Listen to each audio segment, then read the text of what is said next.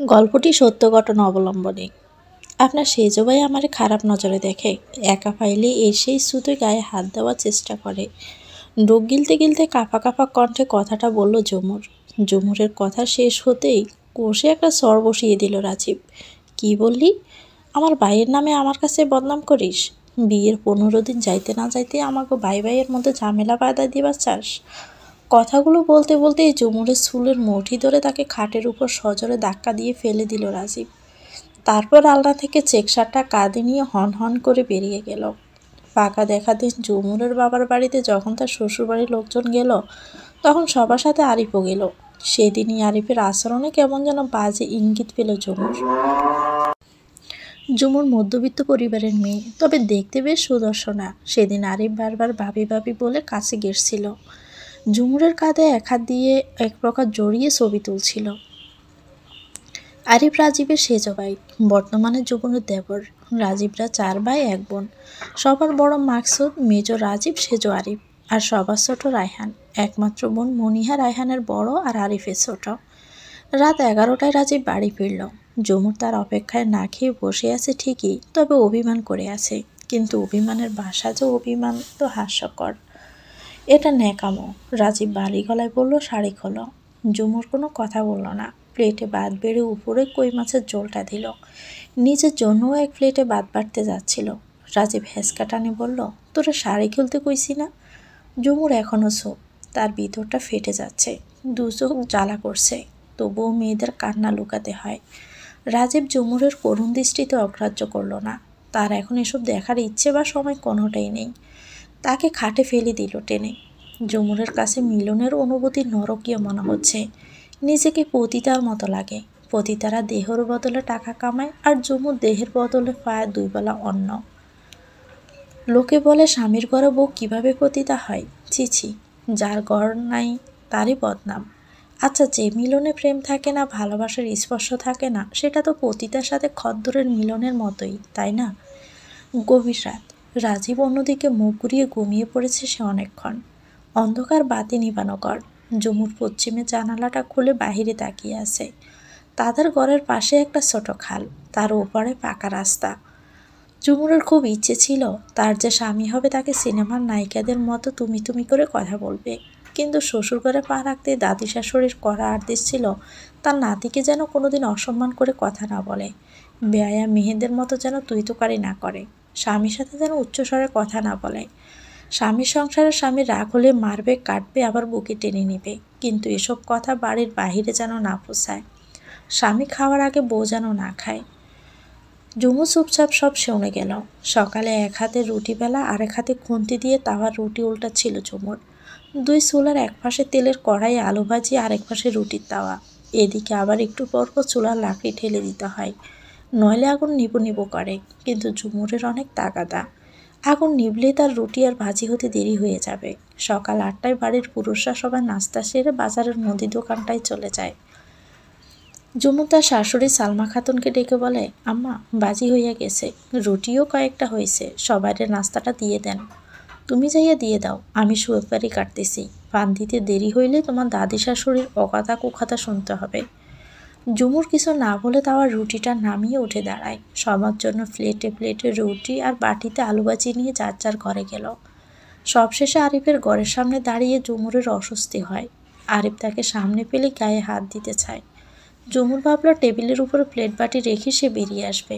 ভিতরে গিয়ে দেখে আরিফ ঘুমোচ্ছে। টেবিলের উপরে রাখতে যাবে সেই আরিফ উঠে পিছন থেকে এক হাতে ঝুমুরের কোমর জড়িয়ে ধরে, ঠিক তার ব্লাউজের উপর হাত দিল। ঝুমুর চিৎকার করতে গিয়েও পারল না। আরিফ একটু কেকিয়ে উঠে ছেড়ে দিল। ঝুমুর দৌড়ে গেল রান্নাঘরে। চোখ দিয়ে তার ঝরঝর করে পানি পড়ছে। সে কী করবে, কাকে বলবে, কিছুই বুঝতে পারছে না। শাশুড়ি আম্মাকে একবার বলে দেখলে কেমন হয়। 11টার দিকে ঝুমুর দোটানা মন নিয়ে অপরাধী মুখ করে তার শাশুড়ি ঘরে গেল। বাড়ির পুরুষরা সবাই সকালেই চলে গেছে। মুনিয়া ফোনে কথা বলছে তার হাজব্যান্ডের সাথে, আর পেয়ারা বেগম উঠানে বসে পাশের বাড়ির এক বাচ্চাকে ঝাড়ফুঁক করছেন।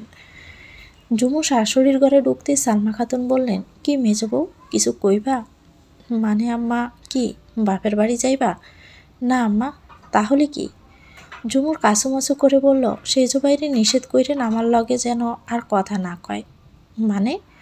সেজো ভাই আমার লগে খারাপ আচরণ করে, আমার গায়ে হাত দিবার চায়। কি কইলা তুমি?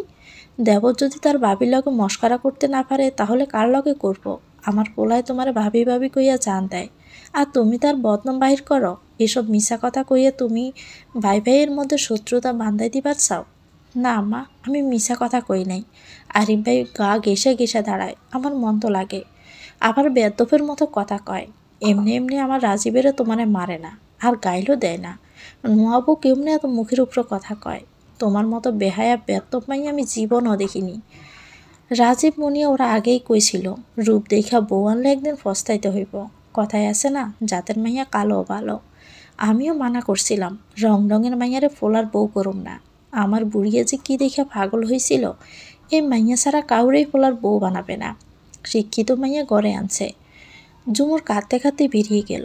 সালমা খাতুন এখনও বকবক করেই যাচ্ছে। আজ সারাদিনে এই বকবকানি হয়তো থামবে না। ওর বিয়ে হয়েছে আজ 22 দিন। এই কয়দিনে ঝুমুর বেশ চিনেছে পরিবারের সবাইকে। এখানে বড় বাসুর, বড় জার, শ্বশুর ছাড়া বাকি সবাই তাকে অপছন্দ করে। দাদি শাশুড়ি ভালো খারাপ কোনোটাতেই নেই। আর মুনিয়া তো দুনিয়ার সবচেয়ে ঘৃণিত প্রাণী হিসাবে ঝুমুরকেই মনে করে। উঠতে বসতে কথা শোনায়। মুনিয়ার বিয়ে হয়েছে 2 বছর আগে, অথচ শ্বশুরবাড়ি যায় না। ঝুমুর বালিশটা বুকে জড়িয়ে বসে বসে কাঁদছে, আর মাঝে মাঝে পুরনো দিনগুলোকে স্মরণ করে নিজেকে বিদ্রূপ করে হাসছে। তার বান্ধবী সুমাইয়ার মতো সেও চেয়েছিল বিয়ের পর তার শাশুড়িকে মা বলে ডাকবে, কিন্তু বিয়ের দিন এই বাড়িতে আসার পরে তার ফুফু শাশুড়ি বলে দিয়েছেন শাশুড়িকে আম্মা বলে ডাকতে হবে। যেসব মেয়েরা শাশুড়িকে মা বলে ডাকে তারাই পরে শাশুড়ির বুকে ছুরি মারে, আর বউদের মুখে মেয়ে মেয়ে শুনতে ঘেন্না লাগে। তাই ঝুমুরের ইচ্ছা থাকা সত্ত্বেও শাশুড়িকে আর মা বলে ডাকা হলো না। এখন খুব ইচ্ছে করছে নিজের মায়ের সাথে 2 মিনিট কথা বলতে, কিন্তু তার কাছে মোবাইল নেই। বিয়ের পর রাজীব তাকে মোবাইল কিনে দেয়নি। হঠাৎই কারো পায়ের শব্দ শুনে ঝুমুর তৎক্ষণাৎ শাড়ির আঁচলে চোখের জল মুছে নিল। তাকিয়ে দেখে বড় ভাবি। এই পরিবারে আসার পর থেকে এই একজন ব্যক্তি তার সবচেয়ে দুঃখটা বেশি উপলব্ধি করে। কিরে ঝুমুর, কি হয়েছে? মুখ বাইর করে রাখছিস কেন? না ভাবি, কিছু হয় নাই, মার কথা মনে পড়তেছে। ধর, আমার মোবাইল থেকে খালাম্মারে ফোন করে কথা কও। 10 টাকার মতো ব্যালেন্স আছে, 6-7 মিনিট কথা কইতে পারবি। মিস কল দিলেই হবে। মায় আমার নাম্বার চিনে ব্যাক করব। এত কথা কস কেন, ডাইরেক্ট কল দিয়ে কথা ক। ঝুমুর মায়ের সাথে কিছুক্ষণ কথা বলল, এখন একটু স্বস্তি লাগছে। কথা শেষে মাইমুনা বলল, জানিস আরিফ আমারে দেখতে পারে না কেন? কেন ভাবি? তোর আর আমার কপাল এরকম রে। বিয়ের পর আরিফে আমার লগে অসভ্যতমি করতে চাইতো। আম্মারে আমি নালিশও দিছিলাম। আম্মাই নিজের বেদ্য পোলারে শাসন না কইরা আমারই গালাগালি করছিল। পরে আমি তোর বাইরেও কইলাম, তোর ভাই সব শুই না আমারে কিছুই কইল না। তাই আব্বারে গিয়ে সব কইছে। পরদিন আব্বাই আরিফরে খুব বকছিল, মাইরও দিবা চাইছে। তাই আমার লাগে আর মারতে পারিনি। এরপর আব্বাই আমারে চুপে চুপে কইল, বড় বউ, আমি তোমার কাছে মাপ চাই। আমি একটা বেয়াদব জন্ম দিয়ে ভুল করে ফেলছি। আল্লাহ দোহাই লাগে, তোমার বাপের বাড়ি কাউরে কইও না এগুলা। আরিফ যদি আবার তোমার লগে এরকম আচরণ করে তাহলে তুমি ওকে জোতা দিয়ে ফিটাইবা, তারপর আমারে কইবা আমি উচিত শিক্ষা দিয়া ছাড়ো। এজন্য কি সেজো ভাই তোমারে দেখতে পারে না? ঘটনা এখানে শেষ না, তুই তো এই কয়েকদিনে বুঝছস। এরা অনেক সময় শহরে যায় দোকানের মাল কেনার জন্য। একদিন তোর ভাইয়ে শহরে গেছিল, রাইতে বাড়িতে আসতে পারে নাই। এই রাতে আমি পোলারে লইয়া একলা ঘুমাইছি। আমাকে তো রুমে আলাদা দরজা নাই, পর্দা টাঙাইয়া রাখে। আমার তো ছোট বাচ্চা আছে, তাই রাইতে শোয়ানোর সময় লোহার টর্চ লাইটটা চিতানের পাশে রাখছিলাম। আন্দাজে রাত তখন 2:30 বাজে। হঠাৎ আরিফ একটা বাতিওয়ালা গ্যাস লাইটের বাতি জ্বালাই আমার ঘরে আইলো। আইয়া আমার গায়ে হাত দেওয়ানোর লগে লগে আমার ঘুম ভেঙে গেছে। তই আমার মুখ সাইফা ধরছে, জ্ঞান জ্ঞান আওয়াজ যেন না করতে পারি। তারপর আম্মা তোমারে বকে নাই? মাইমুনা তাচ্ছল্যের হাসি এসে বলে, তোর ওই আম্মাই তো আমারে মারতেও গেছিল। হ্যাঁ তো আজীবন পোলার পক্ষেই ছিল। তো এগুলো নিয়ে মেলা সালিশ দরবার হয়েছে। আরিফের সালিশে কইছে হে নাকি বাতিজারে দেখতে আমার ঘরে গেছিল।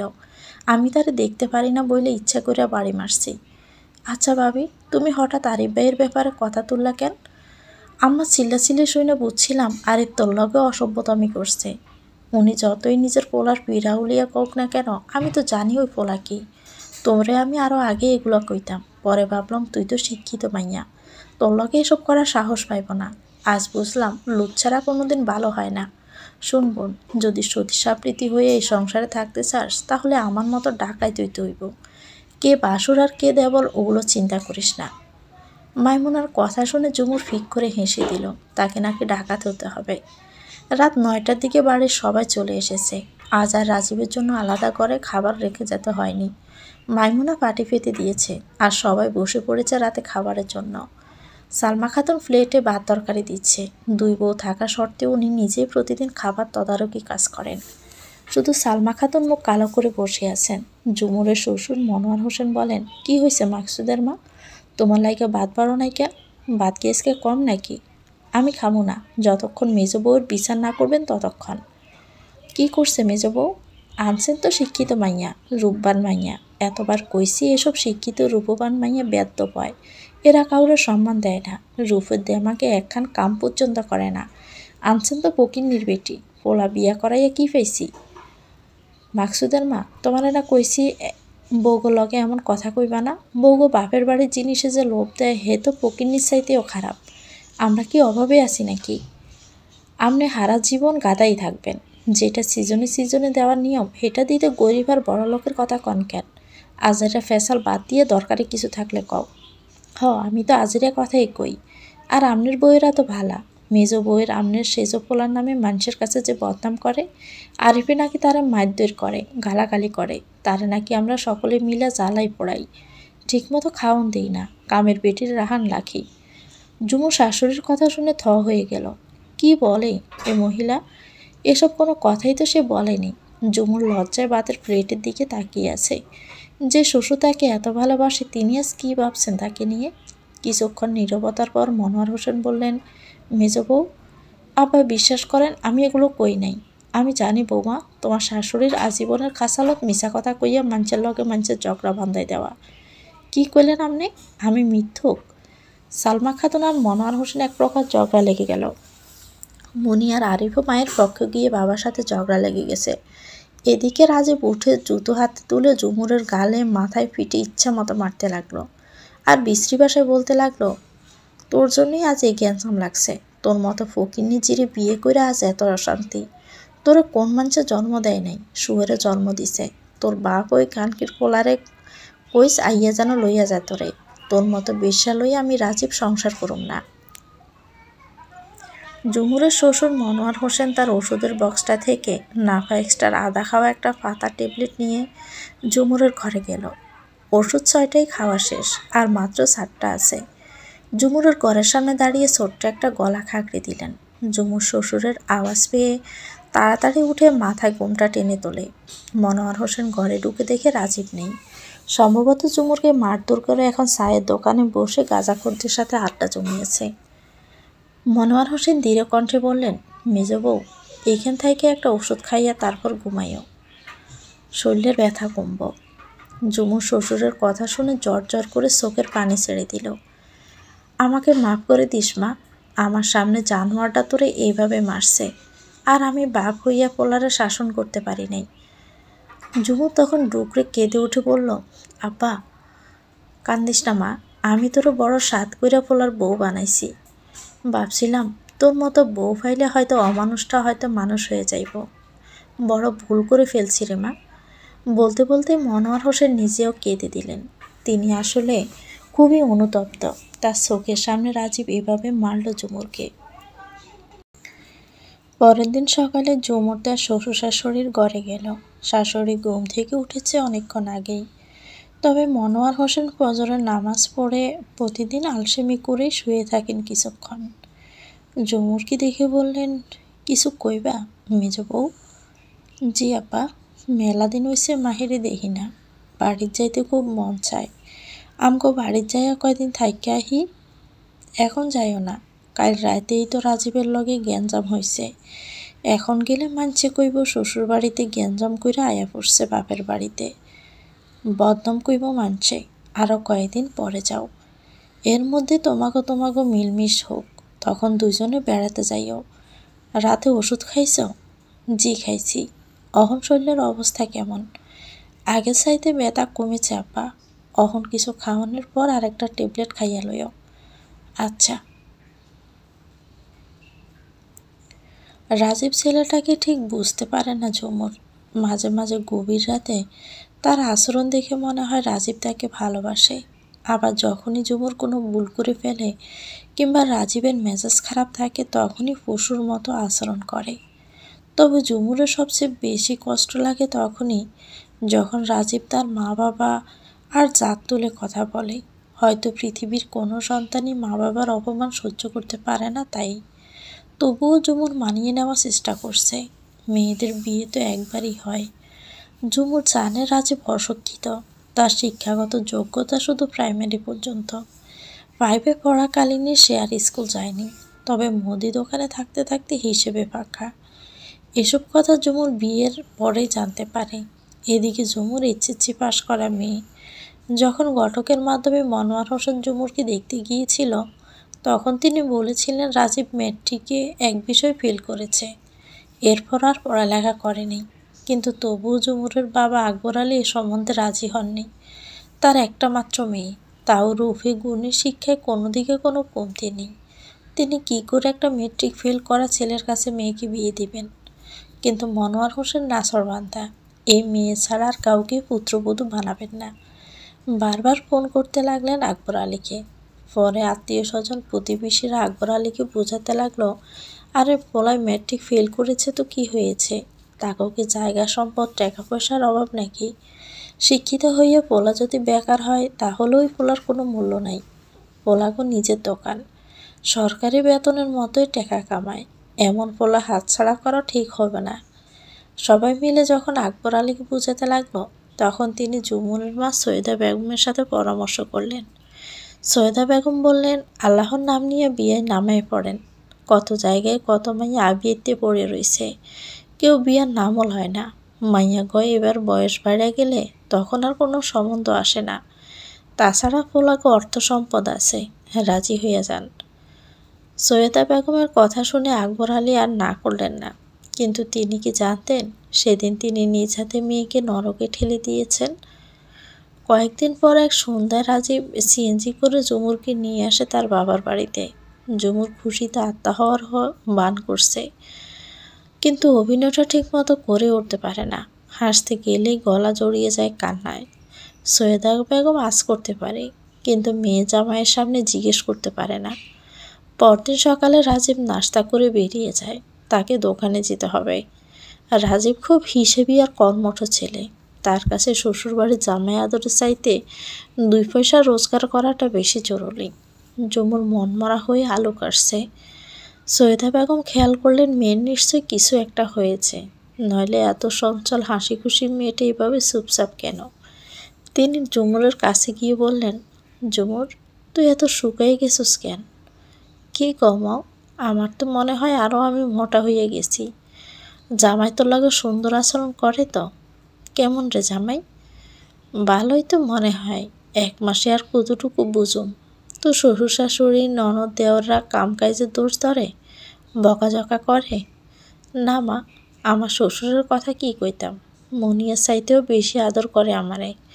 জানো মা, আমার শ্বশুরও প্রত্যেক দিন বিকেলে আমগরে দোকান থেকে নাস্তায় না খাওয়ায়। 3 বেলা জিগে কি খাইছি না খাইছি। এত ভালো শ্বশুর দুই নাইয়ের বুকে আর হয় না মা। আর তোর শাশুড়ি ননদ ওরাও ভালো, তাই মনিয়া একটু জ্ঞান জ্ঞান করে, কামের দোষ ধরে। হাসা করে কত, তুই সুখে আসিস নি? মায়ের কথা শুনে ঝুমুরের চোখ ছলছল করে ওঠে। সে কান্না লুকাতে চেয়েও পারল না। মায়ের জবরদস্তিতে শেষে ঝুমুরকে বলতে বাধ্য হলো রাজীবের মারধরের কথা। মায়েরা কখনো মেয়েদের সামনে চোখের জল ফেলে না, কিন্তু সৈয়দা বেগম নিজেকে সামলাতে পারল না। একটা মাত্র মেয়ে, তাকে কিনা বিনা দোষে এত অত্যাচার। ঝুমুর সৈয়দা বেগমের হাত চেপে ধরে তাকে দোহাই দিল, এসব কথা যেন তার বাবাকে না বলে, উনি সহ্য করতে পারবে না। শ্বশুরবাড়িতে ফিরবার দিন সকাল থেকে সৈয়দা বেগম মেয়েকে নানাভাবে বুঝালেন, মারে, মেয়েদের জীবনে একটাই বিয়ে, ওই সংসারের লগে নিজেরে মানাইয়া লইস। যে যা বলে বলুক, ধৈর্য ধরে চুপ থাকিস। আল্লাহ একদিন ধৈর্যের ফল দিব।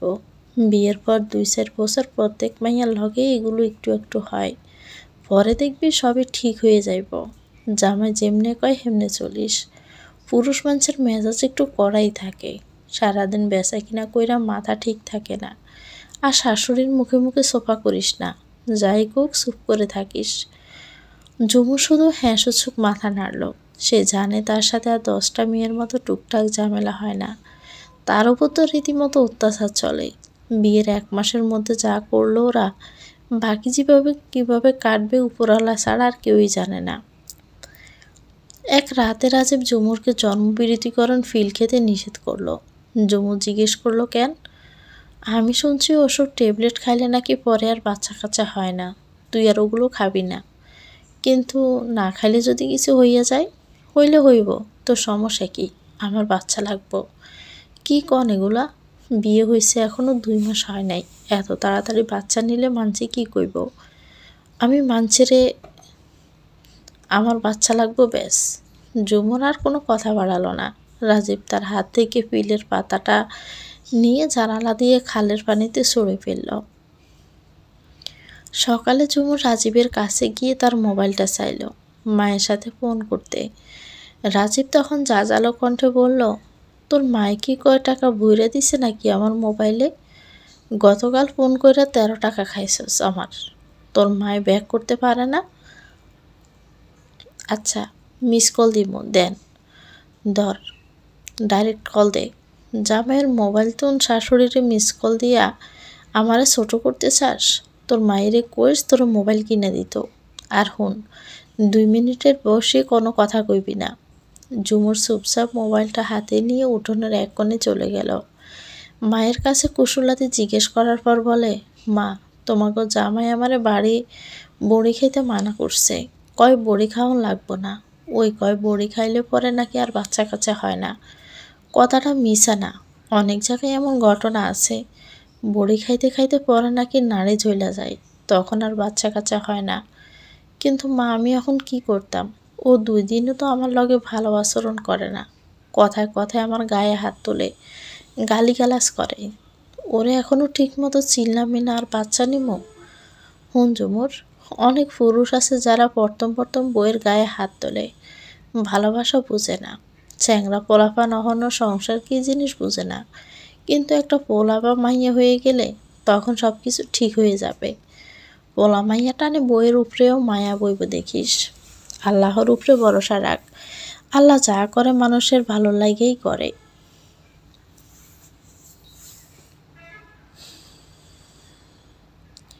এক ভোর রাতে ঝুমুর গোসলের উদ্দেশ্যে একা একা পুকুরে গেল। রাজীব ঘুমাচ্ছে তাই আর তাকে ডাকেনি। তাছাড়া রাজীব বিয়ের পর সপ্তাহখানেক ঝুমুরের সাথে পুকুরে এলেও পরে আর আসে না, বরং তাকে ডাকলে বিরক্ত হয়। ঝুমুর তাড়াতাড়ি গায়ে মুখে সাবান মেখে 2-3টা ডুব দিল। ফজরের আজান পড়ে গেছে অনেকক্ষণ আগে। সবাই উঠে পড়বে, আর মাইমুনা ভাবি তো আজানের সাথে সাথে উঠে পড়ে। তার সাথে এই অবস্থা দেখা হলে ভীষণ লজ্জাকর বিষয় হবে। কোনো রকমে কাপড় চোপড় ধুয়ে ঝুমু যেই না পুকুর ঘাট থেকে উঠতে গেল, অমনি দেখে আরিফ পাড়ে দাঁড়িয়ে তার দিকে তাকিয়ে আছে। তার মানে এতক্ষণ আবছা আলোতে আরিফ ঝুমুরের গোসল দেখছিল। কথাটা মনে হতে ঝুমুরের মেজাজ উচ্চ মাত্রায় গেল। ঝুমুর দাঁতে দাঁত কটমট করে আরিফকে ক্রস করে যেতে চাইল। আরিফ তাকে আগলে দাঁড়িয়ে বলল, এত সুন্দর শরীর শুধু দেখেই গেলাম, খাইতে পারলাম না। ঝুমুরের এমনিতে মেজাজ বিগড়েছিল, তার উপর আরিফের এমন অশ্লীল কথা সে নিতে পারে না। বড়ভাবে মাইমুনার কথাটা মনে পড়ে গেল, যদি সতীসাবৃত্তি হয়ে এই সংসারে থাকতে চাস তাহলে ডাকাইত হইতে হইব। কে দেবর আর কে বাসুর ওটা চিন্তা করিস না, ইজ্জতের উপরে যে হাত দিতে চাইব তারই কোপ মারবি। কথাটা মনে হতে ঝুমুর ঠাস করে শরীরের সমস্ত শক্তি দিয়ে একটা সব মারল আরিফকে। আরিফ বলল, তোরে আজ আমি খাইলেও খামো, কাল খাইলেও খামো, খোদার কসম তোর তেজ ভাঙাইয়া ছাড়ম আমি। যদি জানে পয়সা থাকতে চাস তাহলে জীবনে আমার লগে বেয়াদবি করিস না। বলে ঝুমুর হ্যান হন করে চলে গেল। তবে মনে মনে সিদ্ধান্ত নিয়েছে আরিফের ব্যাপারে আর কারোর সাথে কথা বলবে না, নিজেই নিজের হেফাজত করবে। আজকাল ঝুমুরকে প্রতিদিনই অপায়া অলক্ষী বউ কথাটা শুনতে হয়। মনোয়ার হোসেন আর মাইমুনা বাদে প্রায় প্রত্যেকে তাকে এই অপবাদটা দেয়। সবার ভাষ্য মতে ঘরে বউ আছে সৌভাগ্য লইয়া, আর আমাগো আইছে এক অলক্ষী। বউজির বাকে সংসারে কত উন্নতি হয়, আর অলক্ষী বউ ঘরে আইনে একের পর এক নিস্তি যাইতেছে। রুজির উপকারের বরকত নেই। ঝুমুর কিছুই বলে না, তবে ভিতরে ভিতরে দুমড়ে মুচড়ে যায়। তার মুখ দেখলে সবার দিন খারাপ যায়, এটা যেন তার বুকে তীরের মতো বাঁধে। চুপচাপ সবার আড়ালে গিয়ে কাঁদে। সকালবেলা কেউ ঘুম থেকে উঠলে কিংবা বাহিরে বেরোনোর সময় সে আর সামনে যায় না। নিজের কাছে নিজেকে ছোট মনে হয় যদি তার কারণে দিন খারাপ যায়। তবে ঝুমুর এটা বুঝতে পারে না, যখনই কেউ তাকে বকাঝকা করে তখনই বড় ভাবিকেও একসাথে দোষারোপ করে কেন।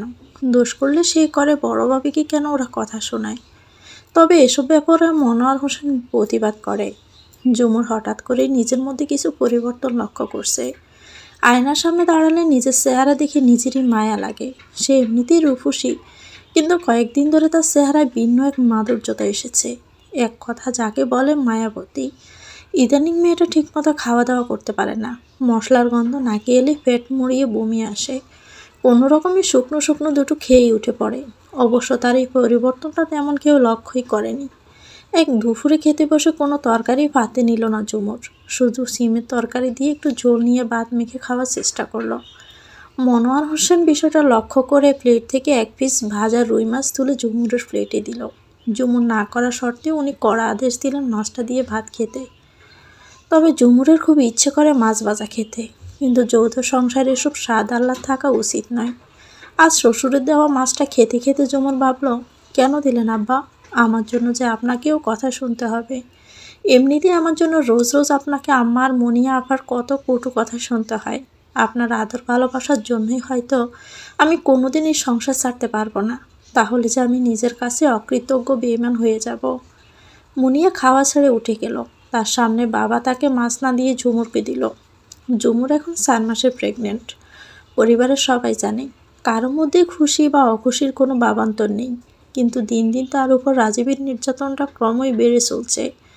যেন যতদিন যায় ততই তার অমানুষ রূপটা বেড়ে যায়। কথায় কথায় মারে। অনেক পুরুষরা স্ত্রীর ভুল ত্রুটি দেখে ঝগড়াঝাটি করে 2-4 দিন কথা বলে না, কিন্তু রাজীব ঝগড়ায় না গিয়ে সোজা মারতে থাকে। আর মারের মাত্রাটাও দিন দিন বাড়ে। ঝুমুরের জীবনে এমনও দিন গেছে যখন রাজীব তার সাথে সহবাসের পরও তাকে মেরেছে। ঝুমুর বুঝে উঠতে পারে না, যে লোকটা একটু আগে তার জন্য পাগল হয়ে উঠেছিল সে কিভাবে এখন ভিন্ন রূপ দেখায়। রাজীব কি মনে করে যেন ঝুমুরকে একটা সিম্ফনি মোবাইল কিনে দিল, আপাতত কথা বলতে পারে। একদিন ঝুমুরের মামাতো ভাই তার খোঁজখবর নিতে ফোন করছিল। একই কলে মামা মামি মামাতো ভাই সবার সাথে কথা বলল। প্রায় 20 মিনিটের মতো সবার সাথে কথা বলল ঝুমুর। রাতে এসে রাজীব ঝুমুরের মোবাইল চেক করলো।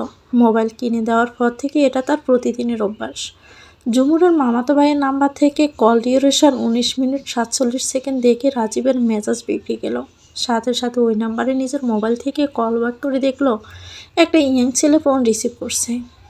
রাজীব কোনো প্রশ্ন না করে ওই ঝাড়ু নিয়ে ঝুমুরের সারা পিঠে আঘাত করতে লাগলে, আর অশ্লীল ভাষায় বলতে লাগলো, বিয়ের পরে অন্য ফোলার লাগো ফষ্টি নষ্টি কইরা বেড়াস, বিয়ের আগে কয় ফোলার লগে রাত কাটাইছস, তোরে কি আমি মোবাইল কিনে দিছি প্রেম করার লাইগা? আমার টাকার মোবাইল দিয়ে ফোলাগো লগে প্রেম মারাস? কালকের মধ্যে এ বাচ্চা নষ্ট করবি, এটা আমার শেষ কথা। তোর মতো আমি সংসার করতে পারবো না। তোরে রাজীব এসব কথা বলছিল আর মারছিল। হঠাৎ করে সে এমন একটা ঘুষি দিল ঝুমুরের তেল পেটে, ঝুমুর যেন চোখে মুখে অন্ধকার দেখা শুরু করলো। কাঁপতে কাঁপতে মাথা ঘুরে পড়ে গেল। চোখ বন্ধ, কথা বলার মতো শক্তি নেই, তবে কান দুটো সচল। রাজীবের কথাগুলো শুনতে পাচ্ছে, বন্ধইরা পড়ে আছে। মানে করছে আমি বুঝি না, আমার বাড়িতে বেশ্যাপাড়া খুলতে আইছে। ঝুমুর ভেবেছিল তলপেটে আঘাতের কারণে তার না জানি অনাগত বাচ্চাটা মিসক্যারেজ হয়ে যায়। তবে কথাই আছে না, রাখে আল্লাহ মারে কে। বাচ্চাটা পেটের ভিতর নড়াচড়া করে। ঝুমুর পেটে হাত দিয়ে কথা কথা বলে বাচ্চাটার সাথে। তার মনে হয় বাচ্চাটা তার সব কথা শুনে। পাশের বাড়ি দুটো মেয়ে আছে, মিনু আর মুন্নি। দুজনের বয়সের তফাৎ মাত্র 1 বছর। দুজনেই কলেজে পড়ে। তাদের সাথে খুব ভাব হয়ে যায় ঝুমুরের। ওরা শিক্ষিত বলে ঝুমুরের খুব ভালো লাগে। ওদের সাথে ছুটিয়ে গল্প করা যায়। শিক্ষিত মানুষের সাথে কথা বলতে কেমন যেন স্বস্তি লাগে। ওরা অনেক কিছুই বুঝে। প্রায়শই দুই পরিবারের ঝগড়া হয় তাদের। এমন অবস্থা যে এক বাড়ির হাঁস মুরগিও আরেক বাড়িতে গেলে পিটিয়ে পা ভেঙে দেয়। কিন্তু যতই ঝামেলা থাকুক, মিনু মুন্নির ঝুমুরের কাছে আসা বন্ধ করে না। একদিন বিকেলে ওরা বসে ঝুমুরের ঘরে আড্ডা দিচ্ছিল। সেই সাথে ঝুমুর মুন্নির হাতে মেহেদি লাগিয়ে দিচ্ছে। ঝুমুর খুব ভালো মেহেদি ডিজাইন জানে, মেহেদি পড়াচ্ছে, আর সেই সাথে কথা বলছিল বর্তমান শিক্ষা ব্যবস্থা নিয়ে। রাজীব এ সময় কখন যে বাড়িতে আসে না। সেদিন কেন যেন রাজীব চলে এলো। এসে মেয়ে দুটোকে দেখে তার রাগ উঠে যায়। তারা জানে আজ তাদের জন্য ঝুমুরকে ভীষণ বিপদে পড়তে হবে। না জানি বিনা দোষে ঝুমুর কাকিকে কত মার খেতে হয়। ওরা বেরোতে রাজীব সরা মেজাজে ঝুমুরকে জিজ্ঞেস করলো, হাসা কইরা ক, ওই বেয়াদ্দপ মাইয়াগুলোকে কিসের চুক্তি করস? না মানে মেহেন্দি লাগাই দিয়েছিলাম। এটা তো আমিও দেখছি। কিসের গুজুর গুজুর করস সেটা ক। ওগুলোকে আমগো আজ 7 বছরের শত্রুতা। কি মনে করছস ওরা তোরে ভালো যুক্তি দিব? যুক্তি দিব কেন? আমি কি বেকুব যে মানছে আমারে যুক্তি দিব? আন্দাজা কথা কন কেন? ওরা ওগো কলেজের কথা কইতেছিল, আর জীবনে ওগুলোকে কথা কইলে তোর কপালে দুঃখ আছে কইলাম। কোরবানির ঈদটা ঝুমুরের জন্য দুনিয়ার সমস্ত লজ্জা আর অপমান একত্রে নিয়ে এসেছে। বিয়ের পর এটাই প্রথম কোরবানির ঈদ, অথচ তার বাবা গরু খাসি কোনোটাই পাঠাতে পারেনি। আর পাঠাবেই বা কী করে? তারা যে এবার নিজেরাও কোরবানি দিচ্ছে না।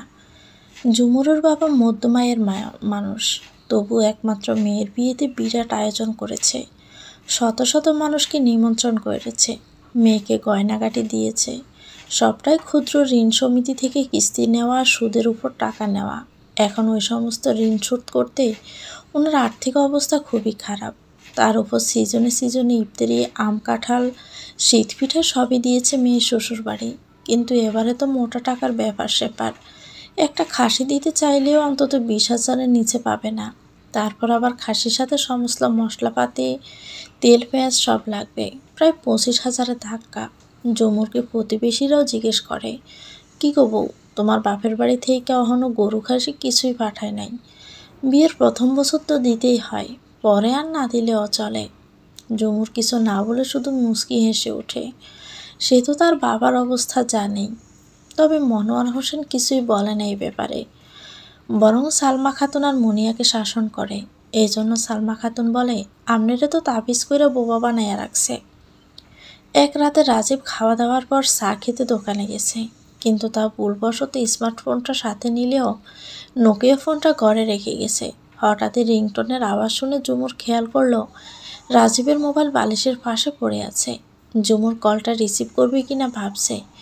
এমনিতেই সে কোনোদিন রাজীবের মোবাইল ঘাটে না, কেউ ফোন করলে ডেকে দেয়। এখন কল রিসিভ করবে কিনা ভাবতে গিয়ে মনে হলো হয়তো কোনো দরকারি ফোন, না ধরলে যদি রাজীব আবার রেগে যায়। এই ভেবে ফোনটা রিসিভ করে সালাম দিল। ওপাশ থেকে একটা মেয়ের কণ্ঠ শোনা গেল। মেয়েটা জিজ্ঞেস করলো, কে আপনি? রাজীব কোথায়? আমি ওনার ওয়াইফ। আপনি কে? হোয়াট? মেয়েটা খট করে লাইনটা কেটে দিল। কণ্ঠ শুনে বোঝা গেল মেয়েটার বয়স বেশি নয়, 9-10-এ পড়ে হয়তোবা। ঝুমুরের বুকটা মোচড় দিয়ে উঠল, পুরো শরীর কাঁপতে লাগলো। কে মেয়ে? ঝুমুর কাঁপতে কাঁপতে রাজীবের পুরো কল লিস্ট চেক করলো। কল লিস্টে দেখে সে যেন আকাশ থেকে পড়ল। আজ সারাদিন এই নাম্বারে 12 বার কথা হয়েছে। প্রত্যেকবার মেয়েটা ফোন করলে রাজীব কেটে দিয়ে ব্যাক করে। তাও আবার 2-4 মিনিটের কথা নয়, 15-20 মিনিট, 22 মিনিট পর্যন্ত। ঝুমুরের চোখ বেয়ে অনর্গল পানি গড়িয়ে পড়ে। এই মানুষটা তাকে এত মারে, এত কষ্ট দেয়, তবুও আজ জানতে পারলো সে অন্য কাউকে ভালোবাসে। তখন আর সহ্য করতে পারলো না ঝুমুর। পুরো পৃথিবীতে তার চেয়ে বেশি অসহায় মনে হয় আর কেউ নেই। এদিকে ওই মেয়ে রাজীবের জন্য নাম্বারে ফোন করলো, যে মোবাইলটা রাজীব সাথে নিয়েছে। কিছুক্ষণের মধ্যে রাজীব ঘরে ঢুকে এসে দেখে ঝুমুরের হাতে তার নোকিয়া মোবাইল। সে কিছু বলার আগে ঝুমুর বলল, আমার লগে এত বড় বেইমানি করছেন কেন? কিসের বেইমানি? ওই মাইয়ার লগে আপনার বিয়ের আগে দূরের সম্পর্ক আছিল, কেন ঠকাইলেন আমারে? আমার জীবনটা নষ্ট করলেন কেন? ঝুমুর, তুই বিশ্বাস কর, আমার লগে কারো সম্পর্ক নাই। ওই মাইয়া আমার দোকানের কাস্টমার। একদিন নম্বর নিয়েছিল, মাঝে মধ্যে কিছু দরকার পড়লে ফোন করে। আমি রিক্সায় করে সদাই পাঠাই দেই, আল্লাহর কসম আর কিছু না। রাত 11:24 কোনো সদাইয়ের কথা কইতে ফোন করছিল ওই মাইয়া। সারাদিনে 12 বার কোন সদাইয়ের কথা কইতে ফোন করে। 20-25 মিনিট ধরে কোন সদাইয়ের কথা কইতে ফোন করে। কেমন কাস্টমার মেয়া যার ফোন কাইটা দিয়ে আপনি ব্যাক করেন? কি মনে করছেন আমি গাধা? যেমনি বোঝাবেন তেমনি বিশ্বাস করব? আরে আমারও যদি পছন্দ না হয় তাহলে বিয়ে করছেন কেন? ঝুমুর, আমি তোর মাথা ছুঁয়ে কসম করতেছি আর জীবনেও মেয়ের লগে কথা কমো না। এমনিই 2 দিন কথা বলছিলাম, অন্য কিছু না, বিশ্বাস কর। ঝুমুরের মেজাজ ছড়া। খবরদার কইতাছি, তুই আমারে টাচ করবি না। তুই এতদিন ধমকাইছস আমার লগে সংসার করবি না। আজ আমি তোরে কইতাছি, তোর মতো লুচ্চার লগে আমি সংসার করুম না। তোর ভাই এক লুচ্ছা, তুই আরেক লুচ্ছা। সেই দিন আমি আমার মামাতো ভাইয়ের লগে কথা কইছি দেখে তুই আমারে বিনা দোষে মারছস, আমার থেকে ফোন নিয়ে গেছস। আজ তোরে কি করণ উচিত? তোগো মতো লুচ্চারে কুচি কুচি কইরা কুত্তারে খাওয়া দরকার। এরপর রাজীবের সাথে ঝুমুরের তুমুল ঝগড়া লেগে যায়। ঝুমুর সেদিন চুপ থাকেনি, সমানে রাজীবের সাথে তর্ক করেছে। এক পর্যায়ে রাজীব ঘর থেকে বেরিয়ে রান্নাঘরের লাকড়ির মাচা থেকে মোটা একটা লাঠি এনে ঝুমুরকে পেটাতে থাকে, সাথে সর থাপ্পড় আর বুকে মাথায় ঘুষি মারতে থাকে। মাথায় পরপর 10-15টা ঘুষি মারে রাজীব। প্রত্যেকটা ঘুষির শক্তি এতটাই ছিল যে ঝুমুরের মনে হলো পুরো মাথার মগজ সহ নড়ে যাচ্ছে। ঝুমুর মাগো মাগো বলে চিৎকার করছে। সত্যি বলতে সেদিন কোনো মা তার চিৎকার শুনেও আসেনি। মাইমুনা সেদিন বাবার বাড়ি ছিল, নইলে হয়তো সে এগিয়ে আসতো। আর শ্বশুর ছিল ওনার দ্বিতীয় স্ত্রীর বাড়িতে। একটা কথা বলার হয়নি, ঝুমুরের 2জন শাশুড়ি ছিল।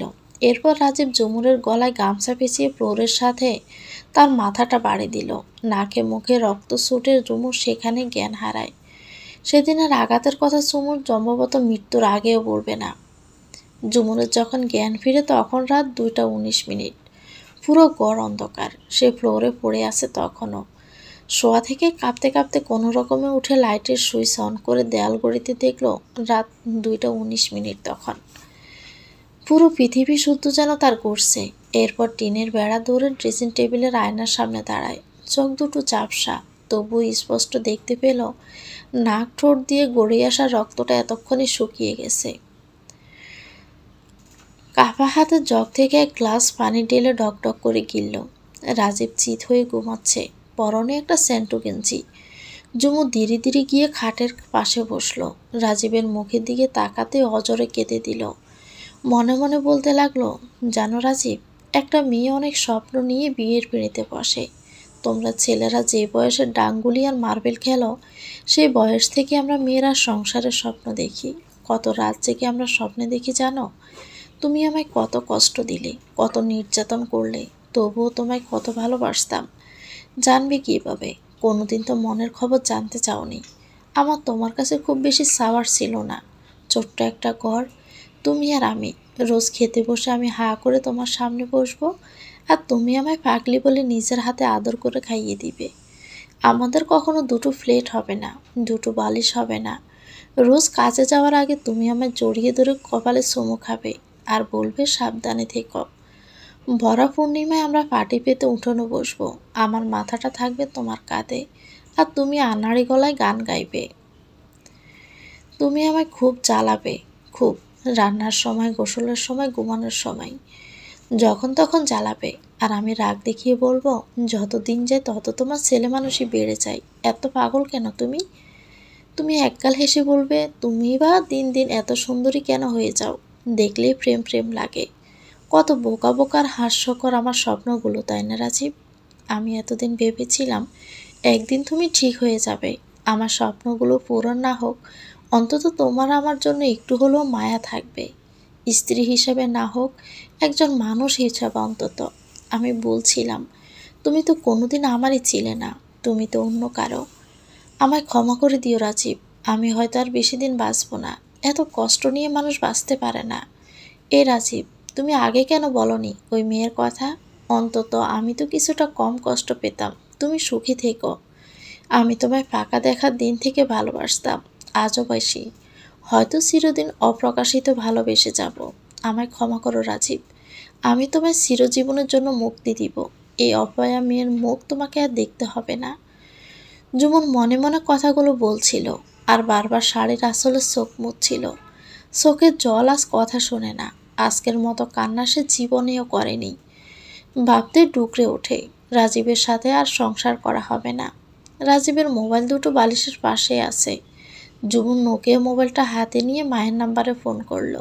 হ্যালো মা। সৈয়দা বেগম ভয় জড়ানো কণ্ঠে জোরেই বলে উঠল, কী রে ঝুমুর, কি হয়েছে তোর? এত রাতে ফোন করছিস কেন? ঝুমুর কান্না ভেজা কণ্ঠে বলল, মা, আমারে বাড়িতে নিয়ে যাইবা? আমি আর এই নরকে থাকতে পারুম না। জামাই তোরে আজও মারছে? আল্লাহর দোয়াই লাগে মা, আমারে বাড়িতে নিয়ে যাও। আমি অক্ষণই জয়নালরে পাঠাইতেছি, তুই কান্দিস না মা। জাপা কাপড় গুছাই এলাও। জয়নাল হলো ঝুমুরের ছোট ভাই। না মা, অহন অনেক রাত, যা জয়নালরে কাল সকালে পাঠাই দিও। ঝুমুর দেয়াল গড়িতে দেখল রাত তখন 2:57। শরীরে অসহনীয় যন্ত্রণা, তবুও ধীরে ধীরে ড্রেসিং টেবিলের সামনে গেল আর আরএফএল চেয়ারটা টেনে বসল। নিজের ডায়েরি আর কলমটা হাতে নিয়ে আবারও তাকালো রাজীবের দিকে। ওই মুখটায় কেন এত মায়া, দেখলে গলা ফেটে কান্না পায়। ঝুমুর ডায়েরিটা খুলে প্রথমে তারিখ লিখল, 14/5/2014। সময় রাত 3:02। মাগো, আমি তোমার ছোট্ট পুতুল ঝুমুর, যে সারাদিন দৌড়াতো, খেলতো আর কলেজ থেকে দৌড়ে এসে তোমার হাতের মাখানো ভাত খেত। জানো মা, তোমার মেয়ে আজ 8 মাস ধরে জেলখানার কয়েদি। কয়েদি বললে ভুল হবে, আমি তো রক্ষিতা। এখন রাত 3:08 বাজে, তোমার মেয়েটা এখনও ঘুমায়নি। তুমি তো তোমার মেয়েকে কখনো রাত জাগতে দাওনি, অথচ আমি আজ রোজ রাত জাগি। শুধু আমি রাত জাগি না, আমার সাথে রাত জাগে আমার চোখের পাখিরা। আচ্ছা মা, চোখে এত পানি হয় কি করে? এত কাঁদি তবুও শেষ হয় না। চোখ দুটো কেন আজীব ধাতুতে গড়া গোমা? মা, তোমার মনে আছে একদিন শিউলি আমাকে মেরে নাক ফাটিয়ে দিয়েছিল বলে তুমি কত ঝগড়া করলে ওর মায়ের সাথে? দেখো না মা, এখন প্রতিদিন আমি রক্তাক্ত হই, আমাকে কোনো মা এসে রক্তটাও মুছে দেয় না। কত রক্ত ঝরে এই শরীর থেকে, কেউ দেখেও দেখে না। তোমার জামাই আমায় কুকুরের মতো মারে মা, ওদের কাছে আমি একটা কুকুর ছাড়ার কিছুই না। তাই তো আমায় মারার সময় কারো মায়া হয় না। আমার ভাগ্যটা কেন এমন গো মা? আর কত সহ্য করব বলো? আমি এখানে থাকলে হয়তো মার খেতে খেতে মরেই যাব। তোমার মেয়েটাকে এই নরক থেকে বের করো মা, নয়তো তুমি একদিন মেয়ের লাশের উপর বসে কাঁদবে, কিন্তু মেয়ের মুখে মা ডাকটা আর শুনবে না। জানো মা, আমার সবচেয়ে বেশি কষ্ট কখন হয়? যখন ওরা তোমাকে আর বাবাকে গালি দেয়, জাত বংশ তুলে গালি দেয়। এত কষ্ট মানতে পারি না মা। তুমি বলো, পৃথিবীর কোন সন্তান কি বাবা মার অপমান সইতে পারে? আমি সইতে না পেরে যদি কিছু বলতে চাই, তখনই আমায় ধরে খুব মারে। আমি কি শুধু কষ্ট পাওয়ার জন্যই পৃথিবীতে এসেছিলাম? তোমায় কতদিন দেখি না মা, তোমায় জড়িয়ে ধরে ঘুমাইনি, বাবার হাতের নখগুলো কাটেনি কতদিন। বাবা কেমন আছে মা? আর আমার ভাইটা? কতদিন ওর সাথে ঝগড়া করিনি। খুব কষ্ট হচ্ছে মা, মাথাটা ভীষণ যন্ত্রণা করছে। আর লিখতে পারছি না, জানি না আগামী সকাল আমি দেখতে পাবো কিনা, তোমার বাবার ভাইয়ের সাথে দেখা হবে কিনা। যদি দেখা না হয়, তবে তোমার ফুতুল মেয়েটাকে ক্ষমা করে দিও। আর একটা কথা জেনে রেখো, কখনো তোমাদের বলা হয়নি, আমি তোমাদের খুব ভালোবাসি, আর জয়নালকেও। ভালো থেকো মা, বাবা, ভাই। ইতি তোমার অভাগী মেয়ে ঝুমুর। সূর্যের আলো পুরো আকাশে ছড়ানোর আগে জয়নাল রিজার্ভ সিএনজি নিয়ে চলে এলো ঝুমুরের শ্বশুরবাড়ি। তাকে দেখে ঝুমুরের বুকটা হু হু করে উঠল। এই ভাইয়ের সাথে জন্মের পর থেকে সারাক্ষণ খোঁটাখুটি লেগে থাকতো, অথচ আজ তার বিপদে বাইটাই ছুটে আসে। আসলে রক্তের সম্পর্কগুলো এমনই হয়। জয়নাল ঝুমুরের দিকে কিছুক্ষণ তাকিয়ে অন্যদিকে মুখ ঘুরিয়ে নিল। তার চোখ টলমল করছে। পুরুষরা শত যন্ত্রণার পরেও অন্যকে চোখের পানি দেখাতে নারাজ। অন্যদিকে তাকিয়ে কাপা ঠোঁটে জয়নাল বলল, আপু, আমি রিজার্ভ সিএনজি আনছি, তুই বোরকা পর তাড়াতাড়ি। জয়নালের কণ্ঠ শুনে মনে হলো সে এক্ষুনি হাউমাউ করে কেঁদে দিবে। ঝুমুর এক গ্লাস পানি নিয়ে মুখটা ধুয়ে নিল, কিন্তু রক্তের দাগটা পুরোপুরি মুছেনি। আসলে শুকনো রক্তের দাগ সহজে ওঠে না। ঝুমুর বোরকা পরে উঠোনে বেরোলো। জয়নাল তার হাত ধরে রেখেছে। তখনই ময়নান হোসেন এলেন। উনি রাতে দ্বিতীয় স্ত্রীর বাড়িতে থাকলেও প্রতি সকালে এ বাড়ি আসে। ঝুমুরকে দেখে অবাক হয়ে বললেন, কি হয়েছে মেজো বউ, তোমার ভাই এত সকালে, কি ব্যাপার? তুমি বোরকা পইরা কই যাও? আমি আর এই বাড়িতে থাকুম না আব্বা, আমি আমাকে বাড়িতে যাইতেছি। কেন, কি হয়েছে? রাজীব কি তোমারে মারছে? সেটা ওনারাই জিগাইন, আমি যাই। আসসালামু আলাইকুম। তুমি এভাবে যাইও না। আগে আমারও তো কও কি সমস্যা। আমিও কুত্তার বাচ্চার বিচার করুম, আর কোনো বিচারের দরকার নাই। আমারে মাইরা ফালাইলেও এই বাড়ির কেউ আইয়া দেখব না। আমি চাই। সিএনজি দাঁড়ায় রইছে। যমুনা তার শ্বশুরের কোনো কথাকে অগ্রাহ্য করল না। ভাইয়ের হাত ধরে সিএনজিতে উঠে পড়ল। সিএনজি সোজা হসপিটালের উদ্দেশ্যে রওনা দিল। সৈয়দা বেগম জয়নালকে বলে দিয়েছেন বাড়ি আসার আগে যেন জুমুরকে নিয়ে হাসপাতাল যায়। ডাক্তার জুমুরকে চেক আপ করে প্রেসক্রিপশনে কিছু ওষুধ লিখে দিল। এরপর মোলায়েম কণ্ঠে জানতে চাইল, সত্যি করে বলো তো মা, তোমার শরীরে এত কঠিন জখম কিভাবে হলো? ওই মানে আঙ্কেল, পুকুরঘাটে স্লিপ খেয়ে আমি পড়ে গিয়েছিলাম। তুমি সত্যিটা কেন লুকাচ্ছ মা? আমাকে সব কিছু খুলে বলো। আমি একজন ডক্টর, আমি তোমায় হেল্প করব। না আঙ্কেল, তেমন কিছুই হয়নি। আমি সত্যিই পড়ে গিয়ে ব্যথা পেয়েছি। কোনটা পড়ে যাওয়ার আঘাত আর কোনটা শারীরিক নির্যাতনের আঘাত সেটা আমি চিনি। তুমি প্রেগনেন্ট, তার মানে এই দাঁড়াচ্ছে তুমি বিবাহিত, আর তোমার শরীরের আঘাতগুলো নিশ্চয়ই তোমার হাজব্যান্ডের করা। ঝুমুর মাথা নিচু করে চুপ করে আছে। ডক্টর আবারও বলল, আমি বুঝতে পারি না এই যুগীয় মানুষ এতটা নির্মম কি করে হয়। এমন ফুলের মতো মেয়েকে কেউ কি করে আঘাত করে? তোমার মুখের দিকে তাকিয়ে তো পৃথিবীর যে কোনো অন্যায় মাফ করে দেওয়া যায়। ঝুমুর মনে মনে বলে, আঙ্কেল, কেউ যখন আঘাত করে তখন মুখের দিকে তাকায় না, আর যদিও তাকায় তখন শুধু ঘৃণাটাই দেখতে পায়। ডক্টর আবারও বলল, আমি তোমাকে যে ওষুধগুলো দিয়েছি সেগুলো নিয়ম করে খাবে, আর আমি তোমাকে পুলিশ কেস করার জন্য একটা ডাক্তারি ডকুমেন্ট সাইন করে দিব। ওই ডকুমেন্ট দেখিয়ে তুমি বাদী হয়ে ওই জানোয়ারের নামে নারী নির্যাতন মামলা করতে পারবে। তাছাড়া তুমি প্রেগনেন্ট, সেই রিপোর্টও পুলিশকে দিবে। এই দুটো ডকুমেন্ট দেখানোর সাথে সাথে ওই অমানুষের নামে মামলা হয়ে যাবে। দেখো, তোমার বয়সে আমারও একটা মেয়ে আছে, আর যদি তুমি মুখ বুজে অত্যাচার সহ্য করো তাহলে তোমার দেখা দেখি আরও 5টা মেয়ে মুখ বুজে অত্যাচার সহ্য করবে। তার চেয়ে ভালো তুমি 5টা মেয়ের মতো রুখে দাঁড়াবে। এভাবে একদিন সমাজ থেকে নারী নির্যাতনের চ্যাপ্টারটা চিরদিনের মতো ক্লোজ হয়ে যাবে। আজকে পুলিশ কমপ্লেন করো, দেরি করো না। জুমু থ্যাঙ্কস বলে উঠে এলো। বাসায় ফেরার পর সৈয়দা বেগম মেয়েকে জড়িয়ে ধরে কান্নাকাটি শুরু করলো, যেন মৃত মেয়েকে আবার জীবিত পেয়েছে। নাকে মুখে শুকনো রক্তের দাগ যেন মায়ের মনেও রক্তক্ষরণ বইয়ে দিল। জুমুরের বাবা আকবর আলী ঘন্টায় কতবার ফোন করেছেন নিজেও জানেন না। উনি শহরে চাকরি করেন। মেয়ের অত্যাচারের কথা শুনে ঘন্টায় 7-8 বার করে ফোন দিয়ে যাচ্ছে। বিকেলে সৈয়দা বেগম মেয়ের সারা পিঠ বুক দেখতে লাগলো। ফর্সা শরীরটা এখানে ওখানে সমস্ত কালো রক্তের দাগ। মেয়ের শরীরে জখমগুলো যেন ওনার বুকটা ভেঙে ছুঁড়ে দিচ্ছে। এরপর মাথায় সিঁথি কেটে দিল। দেখল জমাট বাঁধা রক্তের ছাপ। ঠিক কতটা মারলে একজন মানুষ এভাবে আহত হয়? প্রায় 20-22 দিন হলো জুমুর বাবার বাড়ি। এই কয়েকদিনে তার শ্বশুর, বড় ভাবি আর মিনু মুন্নি বাদে কেউই তার খোঁজ নেয়নি। শরীরের আঘাতগুলো মোটামুটি সারলেও মনের আঘাতগুলো কিছুতেই সারছে না। এদিকে পাড়া প্রতিবেশীদের খোঁচা মারা কথায় তার কাটা গায়ে নুনুচিটা পড়ার অবস্থা। সবাই একই ধাঁচের প্রশ্ন, কিরে ঝুমুর, কবে আইসস? ওরে বাবা, এবার তো লম্বা বেড়াতেছস। শ্বশুরবাড়ি যাবি কবে? কিরে, তোর শ্বশুরবাড়ির লোকজন তোর খোঁজ খবর নেয় না? ওরা বুঝি তা তোরে আর নিব না? মানুষে তো আর এমনি এমনি কাউরে মারে না, নিশ্চয়ই দোষ দেখছে তাই মারছে। এক হাতে তো তালি বাজে না, আর বিনা দোষে গাঙের পানিও নড়ে না। পুরুষ মানুষের একটু একটু দোষ থাকেই, তাই বললে সংসার ছাড়ে চলে আইব, এটা কেমন কথা? আমগরে কম কষ্ট দিছিনি, তাও তো দাঁত কামড়াইয়া পড়ে রইছি, কোনোদিন সোফা করি নাই। সি, জুমুরের মা ভাবি, এগুলো কি কন? মাইয়া মানছে কেমনে বেটারে তালাক দেয়? নাউজুবিল্লাহ। জুমুরের মা ভাবি, একটা কথা খেয়াল রাখেন, এক কোপে গাছ কাটন যায় না। সংসারে চলতে গেলে টুংটাং ঝগঝাটি হবেই, তাই বলে সংসার সাইডে দেওয়ানের কথা মুখে আনাও গুণা।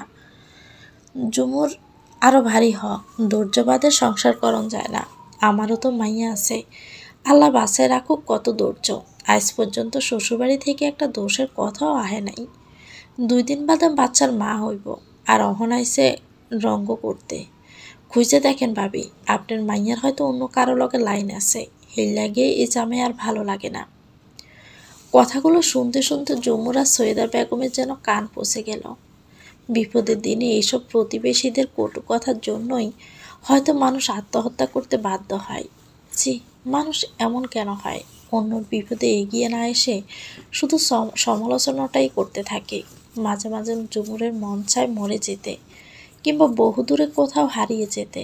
কত নামাজের মোনাজাতে সে মৃত্যু চেয়েছে আল্লাহর কাছে সেই ভালো জানে। একদিন আকবর আলী আর মনোয়ার হোসেন মিলে একটা গ্রাম্য সালিশের তারিখ ঠিক করে। 2-4 জন মুরব্বী মিলে ওদের দুপক্ষের কথা শুনে বিচার করবে। জুমুরের এ কথা ভাবতে লজ্জা লাগে। শেষ পর্যন্ত কিনা তাকে নিয়ে সালিশ হবে। সেই রাতে জুমুর মাইমুনা ভাবিকে ফোন করে শ্বশুর এলাকার মেম্বারের ফোন নাম্বার জোগাড় করে, কারণ সালিশি তো সবাই তাকেই দোষারোপ করবে। ওই এলাকার কাউকেই তো সে কোনোদিন জানায়নি। আগেই মনে মনে ঠিক করে নিল মেম্বারের সাথে কি বলবে। উনি আবার জুমুরের দুঃসম্পর্কের বাসর হন। দুরু দুরু বুকে নাম্বারটা ডায়াল করে ফোন দিল, সালাম দিয়ে পরিচয় দিল।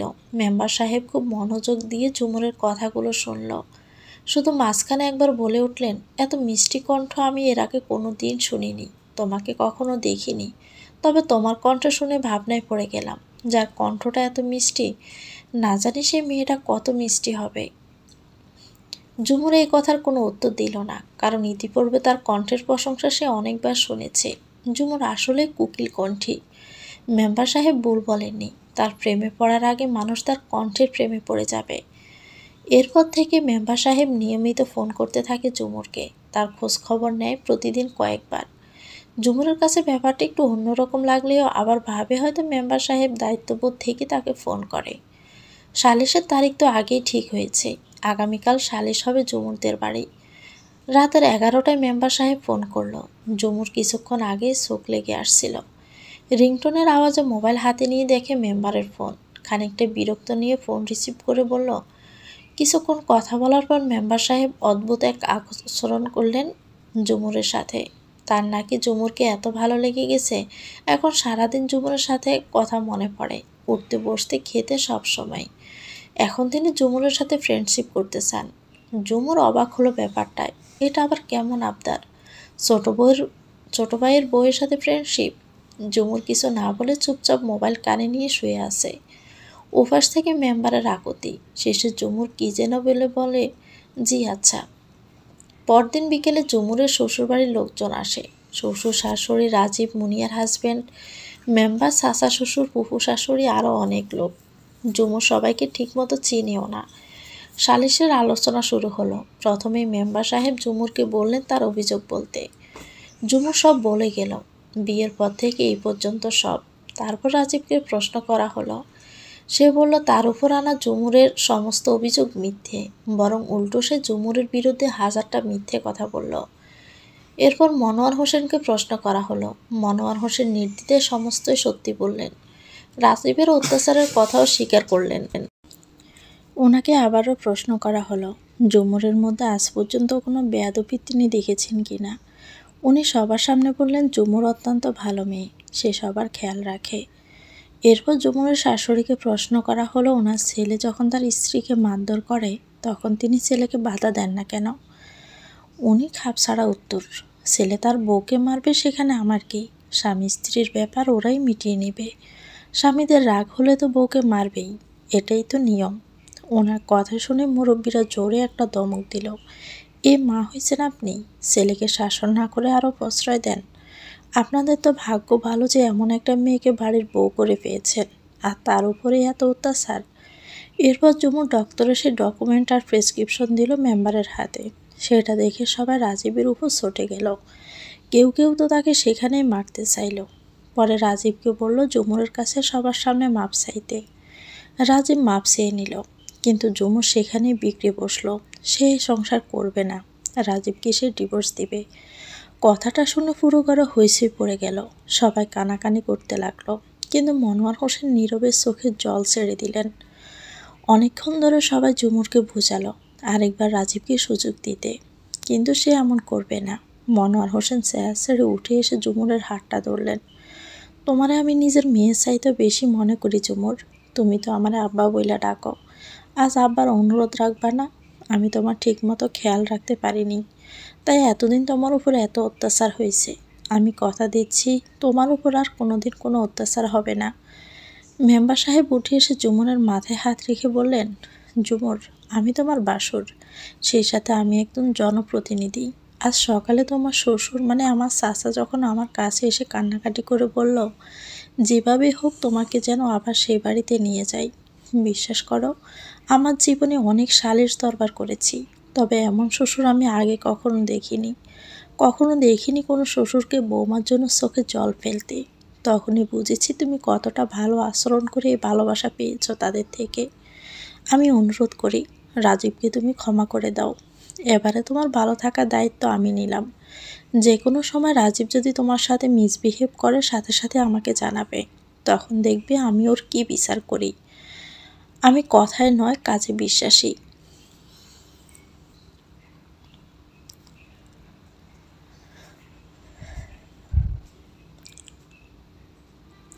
ঝুমুরের একটা ফুটফুটে ছেলে সন্তান হলো। আলহামদুলিল্লাহ, বাচ্চাটা একদমই সুস্থ। ঝুমুর তখনও বাবার বাড়িতেই ছিল, তবে রাজীব আসা যাওয়া করত। বাচ্চা হওয়ার দিনও রাজীব পাশে ছিল।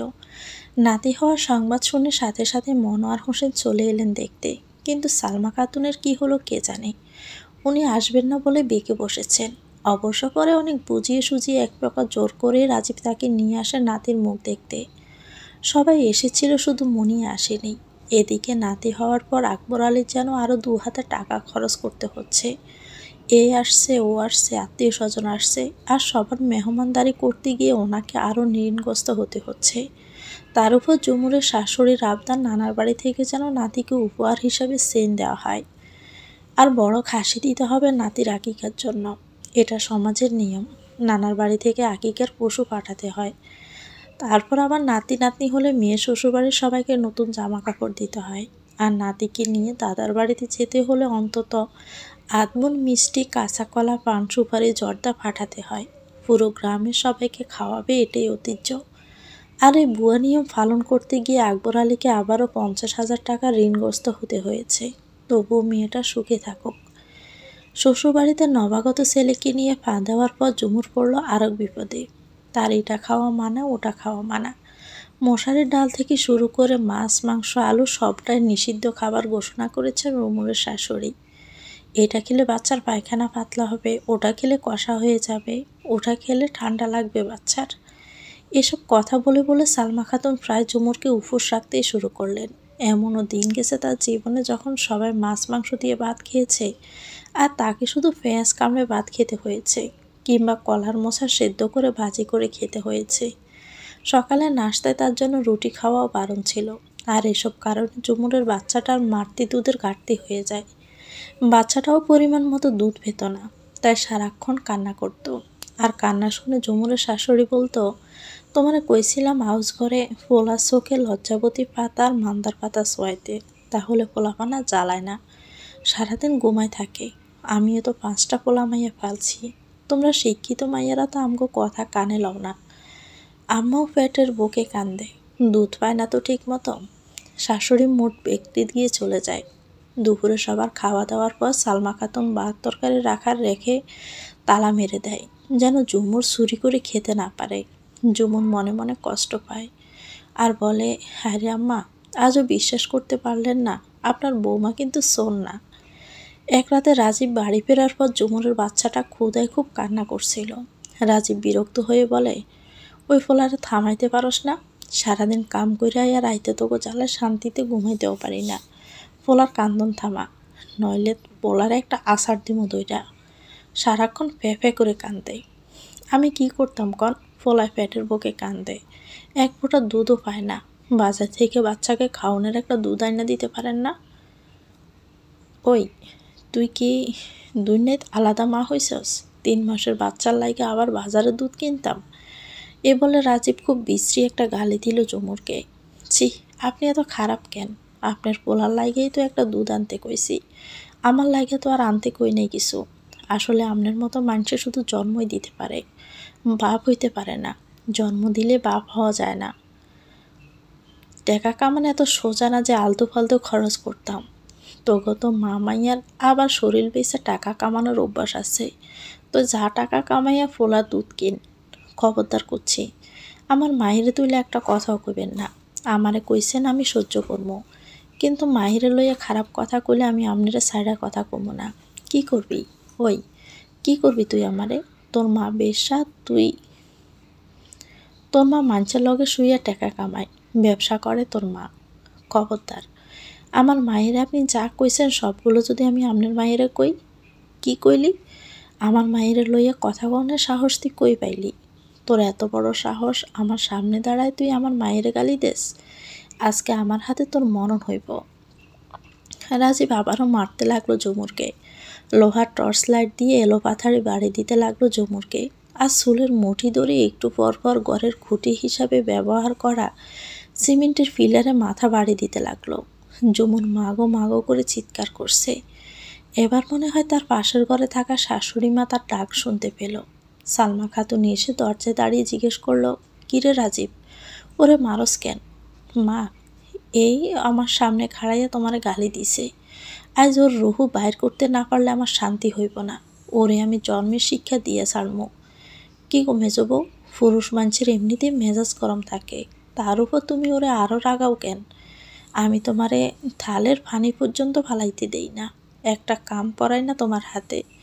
নিজেই বুড়া বয়সে সব কাম কাজ করি, তাও কই তোমরা মিলেমিশে থাকো। আমি নিজে না খাইয়া তোমারে খাওয়াই, তোমার কাপড় চোপড়গুলো পর্যন্ত ধুয়ে দেই। তুমি কি না আমার গালি দাও আমার পোলার কাছে? কি কইলা মা? তুমিও কাপড় চোপড় ধোও, ওরে কাম করতে দাও না? আরে তোমার লাগেই তো এই ফকিন্নির বাচ্চা এত সাহস পাইছে। তুমি রাজরানীর মতো সেবা করো, কাইল দইরা এই ওকে চাকরানির মতো করে থাকবা। একটা কামও তুমি আর করবা না, সব কাম ওরে দিয়ে করাইবা। আর আইতে এক লাথি যাইতে এক লাথি দিবা, তাহলে সোজা হবে। আর সকলে খাওয়ানোর পর আইডা ভাত গুলো ওরে খাইতে দিবা। ঝুমুর চুপচাপ হা করে দাঁড়িয়ে রইল। এতক্ষণ তার শাশুড়ি এসব কী বলল? তাকে দিয়ে একটা কাজও করায় না, নিজে না খেয়ে তাকে খেতে দেয়, তার কাপড় চোপড়ে উনি ধুয়ে দেয়।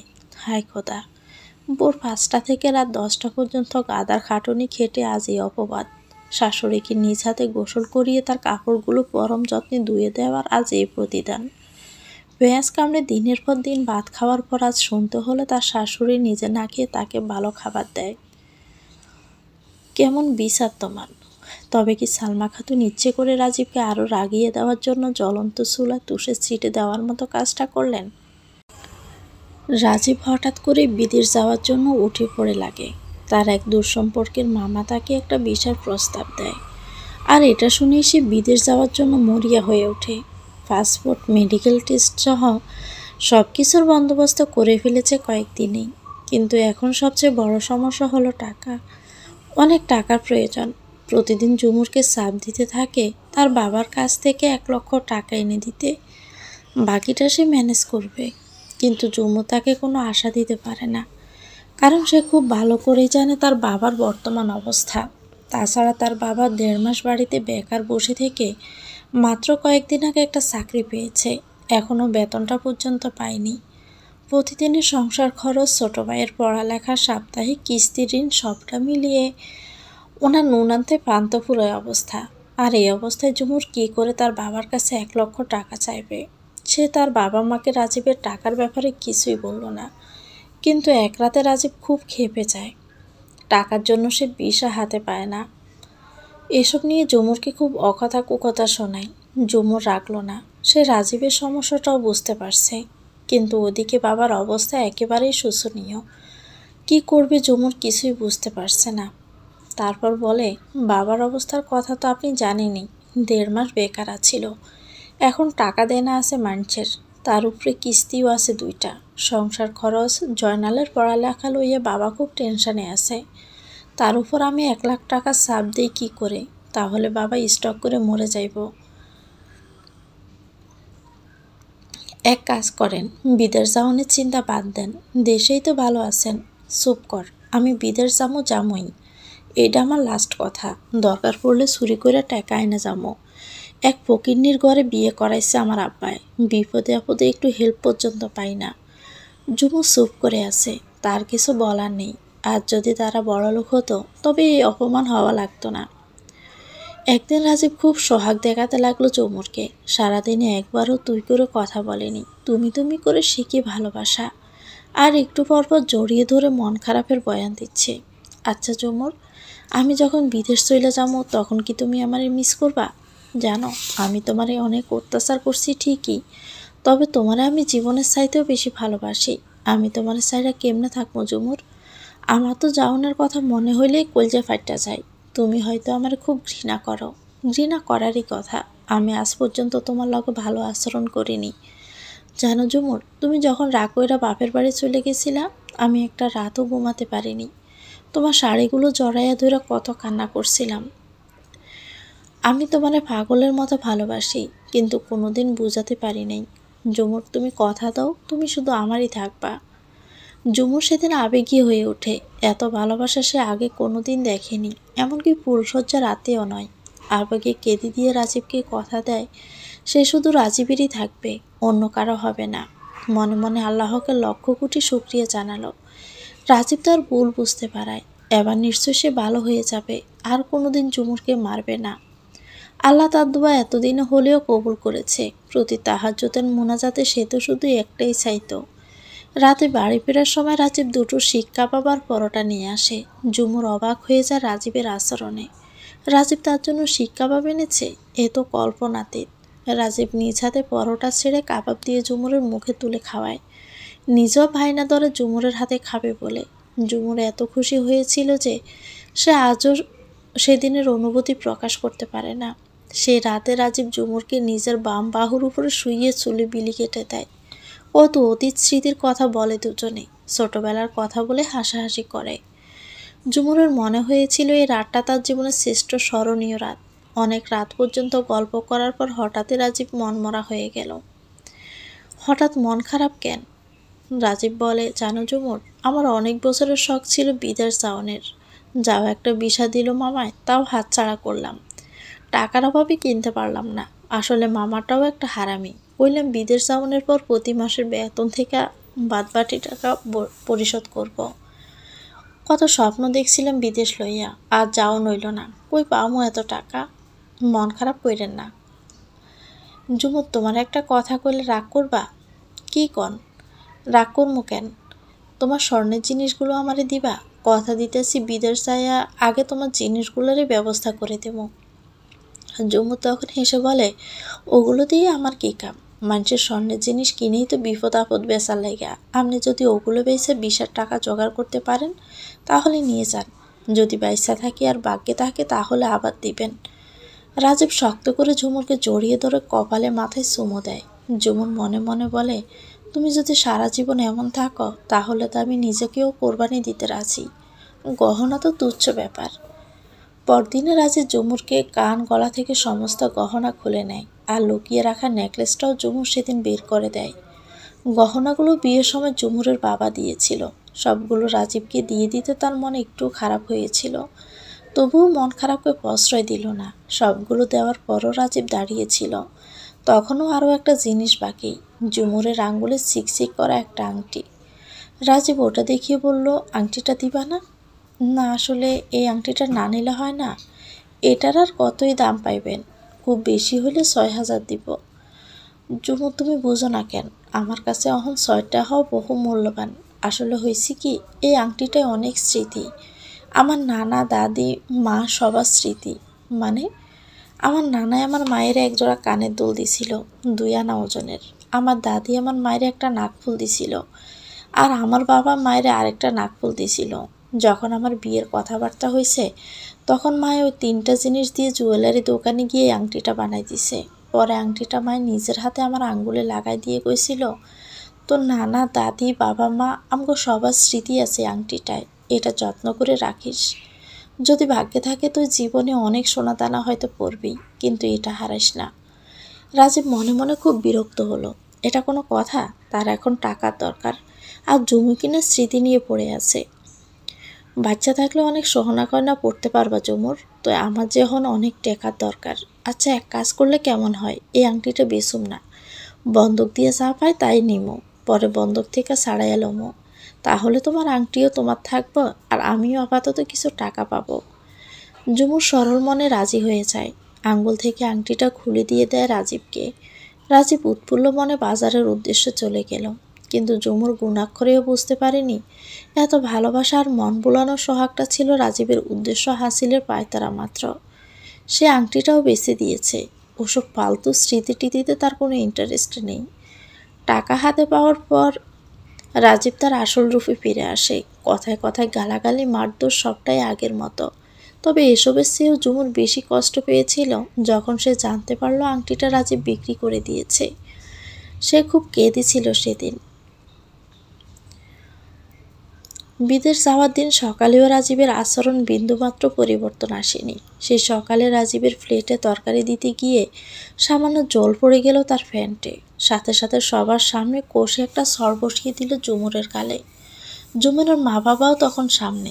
তারা হতবাক হয়ে গেলেন এটা ভেবেছে যে ছেলেটা কিছুক্ষণ পরে স্ত্রীকে ছেড়ে চলে যাবে হাজার হাজার মাইল দূরে, সে কিভাবে এই মুহূর্তে তার স্ত্রীর সামান্য ভুলকে ক্ষমা না করে সর মেরে দিল। তার তো এখন দুঃখে বুক ফেটে যাওয়ার কথা। আগামী 2 বছর পর আবার দুজনে বেঁচে থাকলে দেখা হবে, না হয় এটাই হবে শেষ দেখা। কিভাবে পারে মানুষ এত হৃদয়হীন হতে? যাই হোক, রাজীবের ফ্লাইট ছিল সন্ধ্যায়। সকালে সবার থেকে বিদায় নিয়ে মনোয়ার হোসেন, মুনিয়ার হাজব্যান্ডটা রাজীব বাড়ি থেকে বেরোয়। প্রায় 5 ঘন্টা লেগে যাবে ঢাকা এয়ারপোর্ট খুঁজতে, তাই একটু আগে ভাগে উপস্থিত থাকার চেষ্টা করে। তবে রাজীব যাওয়ার সময় ঝুমুরকে তার পুরনো ব্যবহৃত নোকিয়া মোবাইলটা দিয়ে যায়। মোবাইলটা অনেক দিন থেকে নষ্ট হয়ে পড়েছিল। কিছুদিন আগে রাজীব মেকানিকের দোকানে গিয়ে ঠিক করে। রাজীব চলে যাওয়ার পরে মেম্বার সাহেবের উৎপাত বেড়ে গেছে। ঝুমুরের নতুন নাম্বারটা তিনি মনোয়ার হোসেনের কাছ থেকে নেন। মনোয়ার হোসেন সরল বিশ্বাসের নাম্বারটা দিয়েছিলেন। তার আজ পর্যন্ত ধারণা নেই মেম্বার সাহেব ঝুমুরের সাথে কী আচরণ করছিল। সারাদিনে অন্তত 6-7 বার ফোন করতো মেম্বার, আবার রোমান্টিক রোমান্টিক মেসেজও পাঠাতো। ঝুমুর মেসেজগুলো পড়তো ঠিকই, তবে রিপ্লাই দিত না। উনি সবসময় ঝুমুরকে বন্ধু বলে সম্বোধন করত। তারও ইচ্ছে ছিল ঝুমুরও তাকে বন্ধু বলেই ডাকুক, তবে ঝুমুর সবসময় ভাইয়া বলেই ডাকত। একদিন কথা বলার সময় মেম্বার বললেন, এই বন্ধু, আমি কিন্তু তোমার সাথে মিল রেখে তোমার একটা নাম রেখেছি। কী নাম ভাইয়া? নন্দিনী। ও আচ্ছা, ভালো নাম, তবে নামটা আমার কাছে কেমন হিন্দু হিন্দু লাগে। কে বলেছে এমন কথা? নন্দিনী নামের অর্থ হলো প্রজ্বলিত করা, ঠিক তোমার মতো। আমি কিন্তু এখন থেকে আমার একমাত্র বন্ধুকে নন্দিনী বলেই ডাকবো। Okay fine, as your wish. আচ্ছা নন্দিনী, যেদিন তোমাদের বাড়িতে গিয়েছিলাম সেদিন তুমি কালো শাড়ি পরেছিলে কেন? কেন, কালো শাড়িতে আবার কি সমস্যা? তুমি জানো কালো শাড়িতে তোমাকে কেমন লাগছিল? সেদিন তোমার দিকে তাকাতে সাহস হচ্ছিল না। এমনিতেই তুমি অতিমাত্রায় সুন্দরী, তার উপর কালো শাড়িতে মনে হয়েছিল স্বর্গের দেবী। আমি কখনো পরী দেখিনি, তবে এটা শিওর পরীরাও তোমাকে হিংসে করবে। আর তুমি এত সুন্দর করে কথা বলো কী করে? সেদিন কথা বলার সময় তোমার বডি ল্যাঙ্গুয়েজ দেখে আমি বিমোহিত হয়ে গিয়েছি। ঝুমুর ফোনটা রেখে দিল। কথা বলে মেয়েরা নাকি নিজেদের রূপের প্রশংসা শুনলে সবচেয়ে বেশি খুশি হয়। তবে বিষয়টা সব মেয়েদের ক্ষেত্রে নয়। অনেক মেয়েরা পরপুরুষের মুখে রূপের প্রশংসা শুনতে একেবারেই অপছন্দ করে। এভাবে দিন যেতে থাকে। ঝুমুর বেশিরভাগই বাবার বাড়িতে থাকে। শ্বশুর বাড়িতে গেলেও 2-4 দিনের মেহমানের মতো। আর ওই বাড়িতে গেলে এসেই ছুতে মেম্বার সাহেব চলে আসেন। কিন্তু ঝুমুর কিছু বলতেও পারে না লোকটাকে, কারণ যতই হোক উনি তো একজন মেম্বার। তবে 3 দিন মেম্বার সাহেবের আচরণ অন্যরকম হতে থাকে। উনি আজকাল প্রায়শই কথা বলার সময় 18+ কথাবার্তা টেনে আনেন। ঝুমুর চুপচাপ শুনে রেখে দেয়, আর মাঝে মাঝে সোজা বলে দেয়, ভাইয়া আই ডিসলাইক দিস। মেম্বার সাহেব সরি বলেন, কিন্তু খানিক পরেই আবার যেই সেই। তবে ওনাকে কিছু কারণে খুব ভালো লাগে। সেটা হলো উনি খুব জ্ঞানী, স্মার্টলি কথাবার্তা আর নারীদের অধিকার আদায়ে সদা তৎপর। একদিন সকালে মনোয়ার হোসেন গেলেন ঝুমুরকে আনতে। দুপুরের খাবার দাবার শেষ করে বিকেলে সিএনজি নিয়ে রওনা দিলেন। বাড়ির রাস্তায় সিএনজি আসতেই দেখা গেল মেম্বার সাহেবের সাথে। ঝুমুর মনে মনে গালি দিচ্ছে, যার সাথে দেখা হওয়ার ভয়ে ফোনে পর্যন্ত আসার কথা বলেনি তার সাথে দেখা হতে হলো। মেম্বার সাহেব ঝুমুরের দিকে তাকালো, তবে কিছুই বলল না। রাত ঠিক 2টার দিকে মেম্বার সাহেব ঝুমুরকে ফোন দিল। ঝুমুর ঘুম ঘুম চোখে মোবাইলটা হাতে নিয়ে রিসিভ করে। হ্যালো ভাইয়া, এত রাতে ফোন করলেন যে হঠাৎ? হঠাৎ তোমার কথা খুব মনে পড়েছে, তাই খুব দেখতে ইচ্ছে করছিল আমার নন্দিনীকে। ঝুমুর হাই তুলে বলল, দেখলেন তো বিকেলে? দেখেছি তো চোখ দুটো, সাত মুখটাও তো ঢাকাই ছিল, যদি আবার আমার মজদুদের নজর লাগে তাই। হুম, সকালে কথা বলবো ভাইয়া, ঘুমে তাকাতেও পারছি না। ঘুমাও, আমি আমার নন্দিনীর ঘুমন্ত মুখটা দেখতে চাই। Good night. এই শোনো শোনো, ফোন রেখো না। আর কি বলুন? আবার ঘুমিয়ে পড়ার আগে শুধু টুক করে দরজার সিটকেনিটা খুলে দাও। বলে রাখা ভালো, রাজীবের আলাদা ঘর ছিল। ঘরটা রাজীব বিয়ের আগেই বানিয়েছে। দোতলার টিনের ঘর, মেঝেটা পাকা। বিয়ের পর থেকে ঝুমুর এই ঘরেই থাকতো। এখন রাজীব নেই, তাই সে আর তার বাবু একা ছিল। ভাইয়া প্লিজ ফাইজলামি করবেন না, আমি ঘুমাচ্ছি। আমি তোমার দরজায় দাঁড়িয়ে আছি নন্দিনী। তোমার বন্ধু দরজায় দাঁড়িয়ে আসার তুমি ঘুমাবে? হোয়াট? হ্যাঁ, খুব ইচ্ছে করছে তোমাকে দেখতে। কতদিন তোমাকে দেখিনি। মনের সাথে অনেকক্ষণ যুদ্ধ করলাম, তবুও নিজেকে আটকাতে পারিনি। চোখ দুটো বলছে আজ তোমাকে না দেখতে পেলে অন্ধ হয়ে যাবে। ভাইয়া প্লিজ ড্রামা করবেন না, আপনি এক্ষুনি এখান থেকে চলে যান। কেউ আপনাকে এভাবে দেখে ফেললে কি হবে ভাবতে পারছেন? আমার আপনার দুজনেরই মান সম্মান যাবে। সেটাই তো, তাই তো বলছি তাড়াতাড়ি দরজাটা খুলে দাও। আমি ঘরে ঢুকে গেলে তো আর কেউ দেখবে না। হোয়াট ননসেন্স, পাগল হয়ে গেছেন? এত রাতে আমি আপনাকে আমার ঘরে আসতে দিবে এটা আপনি ভাবলেন কি করে? প্লিজ নন্দিনী, দরজাটা খোলাও। আমি শুধু তোমাকে এক নজর দেখেই চলে যাব। স্টুপিড, আপনি এক্ষুনি চলে যান এখান থেকে। এমনিতে আমার সংসারে অশান্তির অভাব নেই। প্লিজ আমাকে আর বাড়তি ঝামেলায় ফেলবেন না। কোনো ঝামেলা হবে না, তুমি শুধু দরজাটা খোলো। ইম্পসিবল। প্লিজ ঝুমুর, তোমার কাছে এটা আমার শেষ অনুরোধ। আমি অনেক আশা নিয়ে এসেছি। I am sorry. এটা বলে ঝুমুর ফোনটা রেখে দেয়। মেম্বার সাহেব আবারও ফোন করলো। ঝুমুর রিসিভ করলো না। পরপর কয়েকবার ফোন করার পর ঝুমুর মোবাইলটা অফ করে দেয়। মেম্বার সাহেব উপায় না পেয়ে ঝুমুরের টিনের বেড়ায় টোকা মারতে লাগলো। ফিস ফিস করে বলতে লাগলো, ঝুমুর প্লিজ, লক্ষ্মী বন্ধু না তুমি আমার, দরজাটা খোলো, নাইলে আমি সারা রাত এখানে বসে থাকবো। প্লিজ ভাইয়া, আল্লাহর দোহাই লাগে আপনি চলে যান। বাসায় ভাবি একা আছে, টেনশন করছে হয়তো আপনার জন্য। তোমার ভাবি আজ বাড়ি নেই, বাপের বাড়ি গেছে। ঝুমুর এতক্ষণে বুঝতে পারলো মেম্বারের আসল উদ্দেশ্য।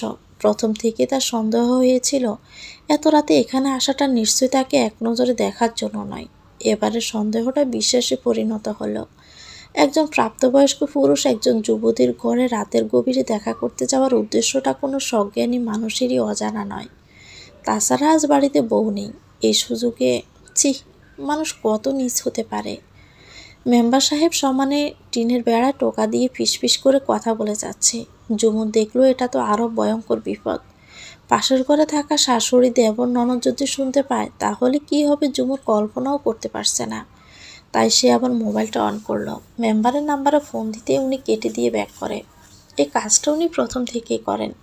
হ্যালো নন্দিনী, প্লিজ দরজাটা খোলো, আমার খুব কষ্ট হচ্ছে। প্লিজ আমাকে এভাবে কষ্ট দিও না। ভাই আপনি চলে যান, পাশের ঘরেই আমার শাশুড়ি দেবর ননদ সবাই আছে। আপনার কণ্ঠ শুনলে কি হবে ভাবতে পারছেন? আমি কিছু ভাবতে চাই না, শুধু তোমাকে চোখের দেখা দেখব। আই প্রমিস আগামীকাল আপনি আসিয়েন, দেখা হবে ইনশাল্লাহ। এখন চলে যান। এভাবে আমায় কষ্ট দিতে পারলে? আরে আমি তো ভাবতাম আমার নন্দিনীও আমাকে বন্ধু পাবে। সব মিথ্যে, আমি শুধু একতরফা তোমাকে বন্ধু ভাবি। আর যদি তুমি আমাকে বন্ধু ভাবতে এতটা কষ্ট দিতে না। শুধু কষ্টই দাওনি, অপমানও করেছ। মেম্বার সাহেব ঝুমুরকে ইমোশনাল ব্ল্যাকমেল করতে লাগলো। ঝুমুর একরকমে গলে যাচ্ছিল ওনার কথায়। ভাবল দূর, শুধু তো একবার দেখতেই চাইছে আমাকে, দরজাটা খুলে আবার লাগিয়ে দিব। এই ভাবনা মনে আসতে সে এগিয়ে গেল সিটকেনের দিকে। হঠাৎই মনে হলো না, শয়তান সবসময় মানুষের সাথে বসত করে, আর এত রাতে দুজন পুরুষ মহিলা একসাথে দাঁড়াবে। শয়তান তো অবশ্যই তাদের মধ্যে অবৈধ সম্পর্ক স্থাপনের চেষ্টা করবে। দরজাটা আর খুলল না ঝুমুর। অনেক সময় ধরে কাকতি মিনতি করে ব্রেন ওয়াশ, ইমোশনাল ব্ল্যাকমেলের পরেও ঝুমুর দরজাটা খুলল না। তারপর মেম্বার সাহেব ঝুমুরের দরজায় বসে নিজের গালে নিজে সর বসালেন। ঝুমুর শুনতে পেল সে জ্বরের আওয়াজ। তার মনটা কেঁদে উঠল, কিন্তু তার কিছুই করার নেই। সকালে ঘুম ভাঙতে ঝুমুরের মনে পড়ে আগের রাতের মেম্বারের আচরণের কথা। সকাল 6:30 বাজে। এখন নিশ্চয়ই উনি নেই। ঝুমুর চুপচাপ দরজা খুলে বেরিয়ে দেখে তার ঘরের সামনে অনেকগুলো ব্যবহৃত সিগারেটের খোসা। তাড়াতাড়ি ওগুলো হাতে তুলে খালের পানিতে ছুঁড়ে মারে। যদি কেউ তার ঘরের সামনে এগুলো দেখত তবে নিশ্চয় তাকে সন্দেহ করত। এমনিতেই প্রবাসীর স্ত্রীকে সমাজের মানুষ ঘৃণার চোখেই দেখে। তবু এক শ্রেণীর মানুষ প্রবাসী রাতে মেম্বার সাহেবের আচরণে যদিও ঝুমুরের মায়া হয়েছিল, কিন্তু দিনের আলো পড়তেই মায়াটা ঘৃণায় পরিণত হয়ে গিয়েছে। দুপুরে বাবুকে দুধ খাওয়ানোর জন্য নিজের ঘরে এসে দরজাটা চাপিয়ে দিল ঝুমুর।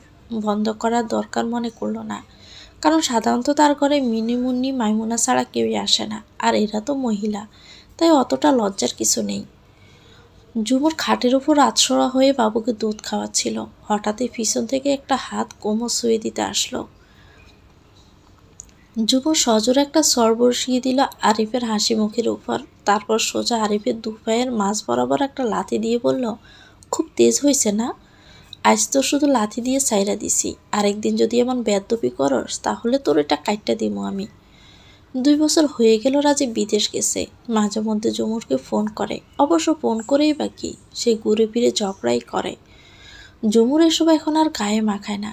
2 বছর 3 মাস পর বাংলাদেশে ফিরে আসে রাজীব 2 মাসের ছুটিতে। এই 2 বছর 3 মাসে রাজীব ঝুমুরকে মোট টাকা দিয়েছে 18,000। যাই হোক, সেটা নিয়ে ঝুমুরের আফসোস নেই, কারণ সে তার বাবার বাড়িতে ভালোভাবেই ছিল। দেশে আসার সময় রাজীব বেশ কিছু বিদেশি পণ্য আনে। তার হিসেবে সে ঠিকই ছিল। মা বোন স্ত্রী সবার জন্য আলাদা আলাদা সমানভাবে ভাগ করে আনে, কিন্তু দুর্ভাগা ঝুমুরের ভাগ্যে একদিনও সে কসমেটিক ব্যবহার করা হয়নি।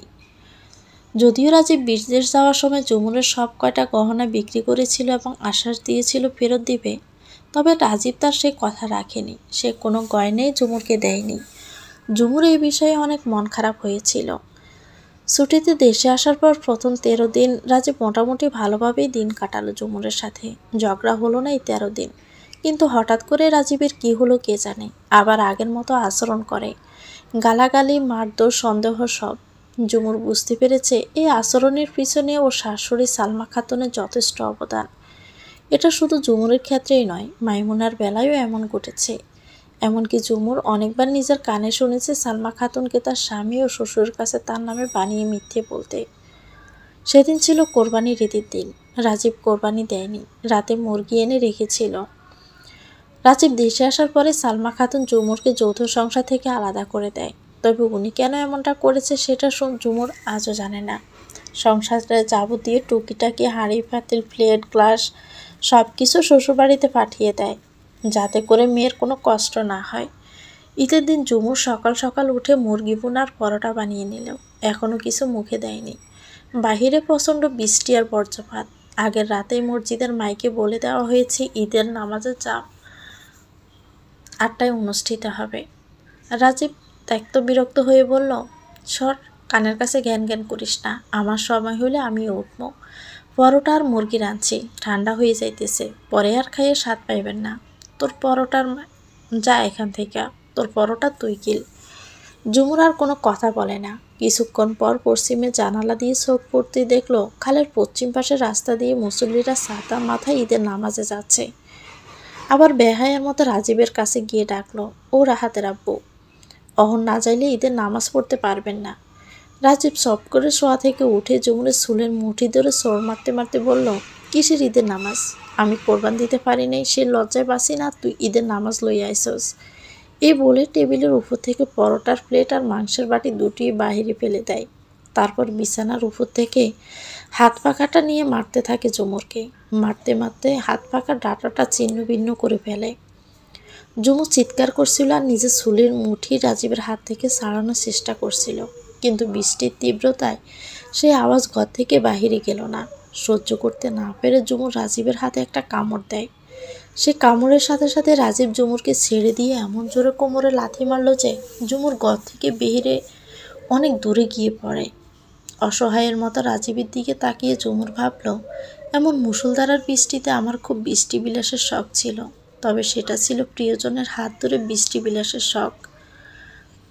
ঝুমুর নিজের ঘরেই বসে আছে। সকালের ঘটনার পর রাজীব আজ তার সাথে আর কোনো কথা বলেনি। ঝুমুরও চুপচাপ। রাজীব এটা জানে সে নিশ্চয়ই খেতে বসে ঝুমুরকে ডাকবে। রাহাত ঘুমিয়ে আছে। মুরগির মাংস দিয়ে দুটো ভাত খেয়ে বাচ্চাটা ঘুমিয়েছে। শাশুড়ির ঘর থেকে কোরবানির এক টুকরো মাংস ঝুমুরের ঘরে আসেনি। সেই ঈদের দিন এক টুকরো মাংস ঝুমুরের রিজিকে জোটেনি। রাজীব একা একা মায়ের ঘরে খেয়ে তৃপ্তির ডেকুর তুলতে তুলতে নিজের ঘরে আসে। তারপর বিছানায় শুয়ে বিছানা ঝাড়ু দেওয়ার দিয়ে একটা শলা ভেঙে দাঁতের ভিতর থাকা মাংস খুঁচিয়ে খুঁচিয়ে বের করে। তারিখটা ছিল 13/9/2017, কোরবানির ঈদের কিছুদিনের পরের ঘটনা। এক সকালবেলা ঝুমুর ঘুম থেকে উঠে তাড়াতাড়ি ঘরের সমস্ত কাজ শেষ করে নিল। রান্নাবান্না দোয়া মোছা সব সেরে 8টার আগে গোসল করে রেডি হয়ে নেয় তার বাবার বাড়িতে যাবে বলে। রাজীবকে যেতে বলেছে কিন্তু সে যাবে না, তাই ঝুমুর একাই যাওয়ার প্ল্যান করেছে। অনেকদিন দেখা হয়নি, তাই আজ যেভাবে হোক দেখা করবে খালার সাথে। সকাল 8টায় ঝুমুর বোরকা পরে রেডি হয়ে নিল। রাজীবের জন্য ভাত তরকারি বেড়ে টেবিলে রাখলো। জগ থেকে এক গ্লাস পানি ঢেলেও ডেকে রাখলো। রাজীবের কপালে একটা আদর দিয়ে বলল, আমি ভাত তরকারি বাইরে টেবিলে রাখছি, যখন উঠবেন খাইয়ে দাইয়া তারপর বাহির হইন, আমি যাই, বিকেলে চলে আমো। দুপুরে একটু কষ্ট করে ভাত বাইরে খাইয়েন, নইলে আমারে কইয়েন র্যাক থেকে ভাত বাইরে দিতে। ঝুমুর বেরিয়ে গেল, মনটা বেশ ফুরফুরা। অনেকদিন পর মেজো খালার সাথে দেখা হবে। কতবার করে যে বাড়ি থেকে সবাই ফোন করছে। সিএনজিতে 15 টাকার ভাড়া মিটিয়ে নেমে এলো। বাড়ি এসে সবার সাথে দেখা হয়ে হাসি আনন্দে সারা দিন কাটে গেল। বিকেল হতে ঝুমুর ব্যস্ত হয়ে পড়ল শ্বশুরবাড়ি ফেরার জন্য।